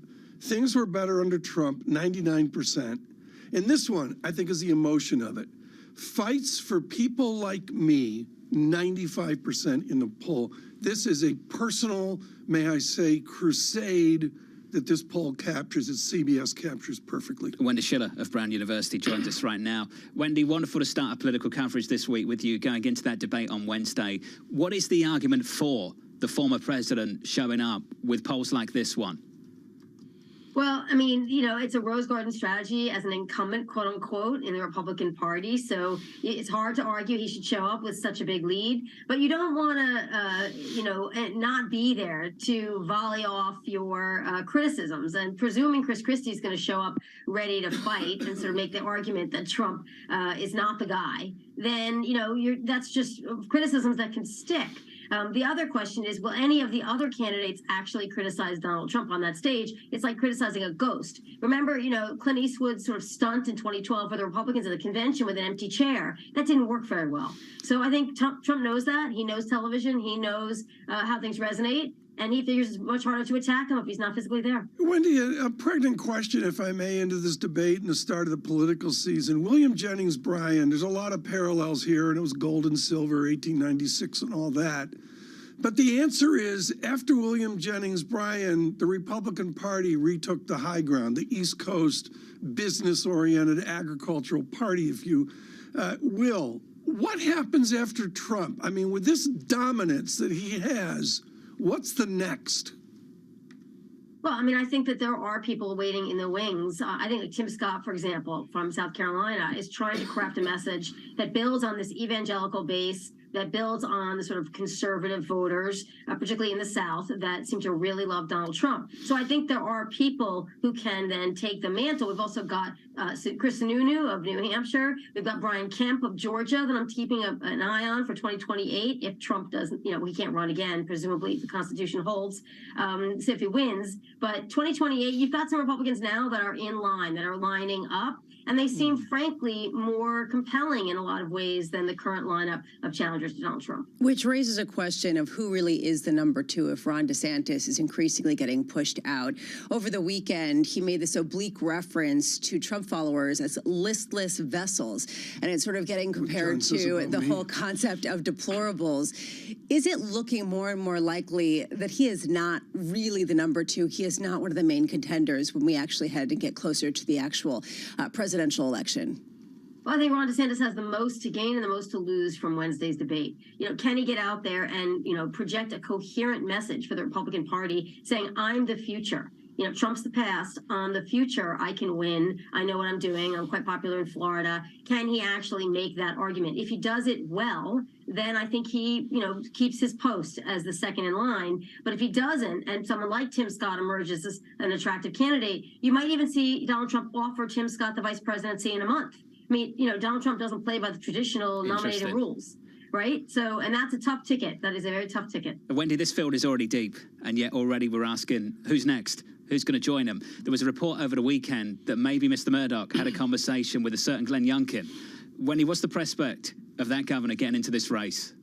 I just, Glenn Youngkin is a perfectly reasonable politician who won against, a person who had been governor already, who wasn't super popular in Virginia, kind of a little bit of a fluke. And he's also made parental rights one of his big messaging. And you can see it's starting to backfire a little bit on DeSantis because people are focused on the economy. So what has Youngkin done for the economy in Virginia? I just don't see on a charisma level that he can go anywhere close toe-to-toe with Trump. Wendy, to the other side, what should be the to-do list for the president and the people surrounding the president? Basically, what I see is silence. What should they be doing? I do think that President Biden emphasizing the economy and understanding that the election is, 14 months away. That's a long time. We can all go back to George Herbert Walker Bush. It was pretty popular in 1991 and then lost in 92 for all sorts of reasons. So I think that's one thing, the long view. But the second, he's got to engage. He's got to engage Trump. He's got to remind people what life was like under Trump and the chaos that ensued. And he's got to appeal to independent voters today, now, going forward, not just the party base, but independent voters as well. And just hammer home and engage and not ignore. I don't think you win when somebody's out there getting a lot of press, very well-known person who has a loyal base. You've got to go after him, just like the people in the Republican Party have to go after him. Do you think that Kamala Harris has solidified herself enough to really gain the traction in perhaps a younger way that many people said was necessary to give Biden's campaign a little bit more traction? It's a very complicated situation with Kamala Harris. African-American voters are loyal, and a huge supermajority of African-American voters vote for the Democratic Party. They also are key in places like Georgia and Wisconsin and Pennsylvania and Michigan to winning the presidency for the Democratic Party. So I can't see Biden making a change per se, unless it was to another African-American politician, like, let's say, Raphael Warnock. Do you trade the Senate for perhaps, a guaranteed victory in Georgia and then find something else for Kamala Harris to do? That's a tough proposition. And remember, the House has to approve another vice president. She can't step down because Kevin McCarthy won't approve another vice president. He's third in line to the presidency. So it gets very complicated in an age where the typical norms, don't apply. Hey, Wendy, thank you. Good start to the week. Our political coverage continuing. Going into that first debate on Wednesday, Wendy Schiller there of Brown University. There's so many interesting snippets in this CBS YouGov poll from over the weekend, Tom. Should they go after the ghost on the debate stage on Wednesday? A question that Wendy just asked. Of the likely GOP primary voters, who should the president's opponents focus more on? Make the case for themselves? 91%. Make the case against Trump? 9%. That's a pretty big divide there, TK. And it's interesting here as you go from the beginning of all this, Faldo, in August of this year into next year, how many debates do we get in? How many primaries do we get in to where they shift from a very Trump-dominant focus over to, okay, we've got to get elected. I'll let somebody better than me. Anne-Marie Horton can answer that question better than me. You're right. How do you pivot from primary to general, right? And that's been a consideration in the primary. Well, you got to win the primary first, and this is sort of the rub. I'm wondering what Trump is going to do. He said that he's going to be potentially interviewed by Tucker Carlson. He has not confirmed that. We haven't really heard any confirmation from X that that's going to be the platform of choice. There is a question about whether Fox News still has a contract with Tucker Carlson that would prohibit him from counter-programming. There's so many really intriguing questions around that whole situation. I'll be watching Wednesday. I'll watch the debate Wednesday regardless of what the former president does. Watch it for me. And I'll watch the debate on Wednesday evening because I'm more interested in the new stuff from the other candidates we haven't heard of. I think. Are we actually going to hear anything new from the former president if he tries to counter-program? That's just my opinion on what I'll be doing on Wednesday evening. On both sides of the aisle, people are starving for something new. I really agree with that, with the Democrats and the Republicans. The problem the other candidates have is they need to make some inroads with the Trump supporters who won't be watching that debate and will probably be watching the former president. But there we go. Yeah. Coming up next, Bill Lee of the Milken Institute on China as policymakers continue to confuse investors worldwide. Equity futures on the S&P 500 positive here by 0.5%. Live from New York, this is Bloomberg.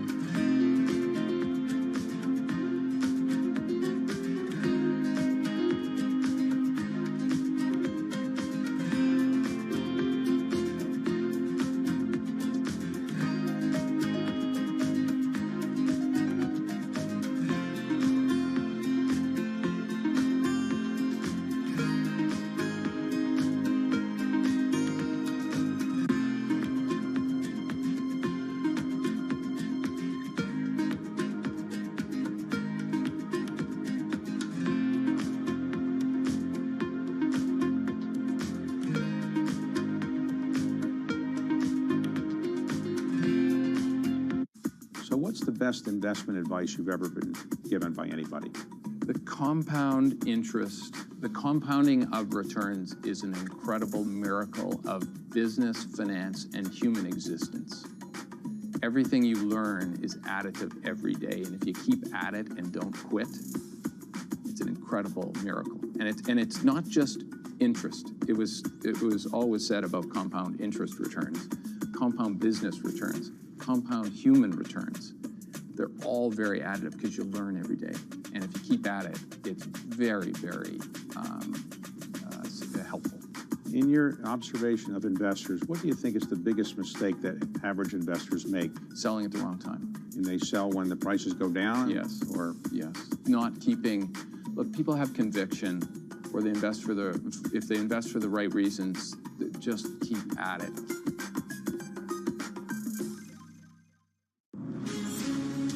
From the beating heart of global finance, economics, and politics, and wherever newsmakers are moving markets, Bloomberg brings you conversations that allow for deep discussions and important insights. How has that shaped your strategy for the bank? Is this a new normal? Is this like a catalyst? Do you think we're in a new phase for dividend policy overall? That's a great question. I'm Francine Lacroix, and this is The Pulse, every weekday at 9 a.m. only on Bloomberg.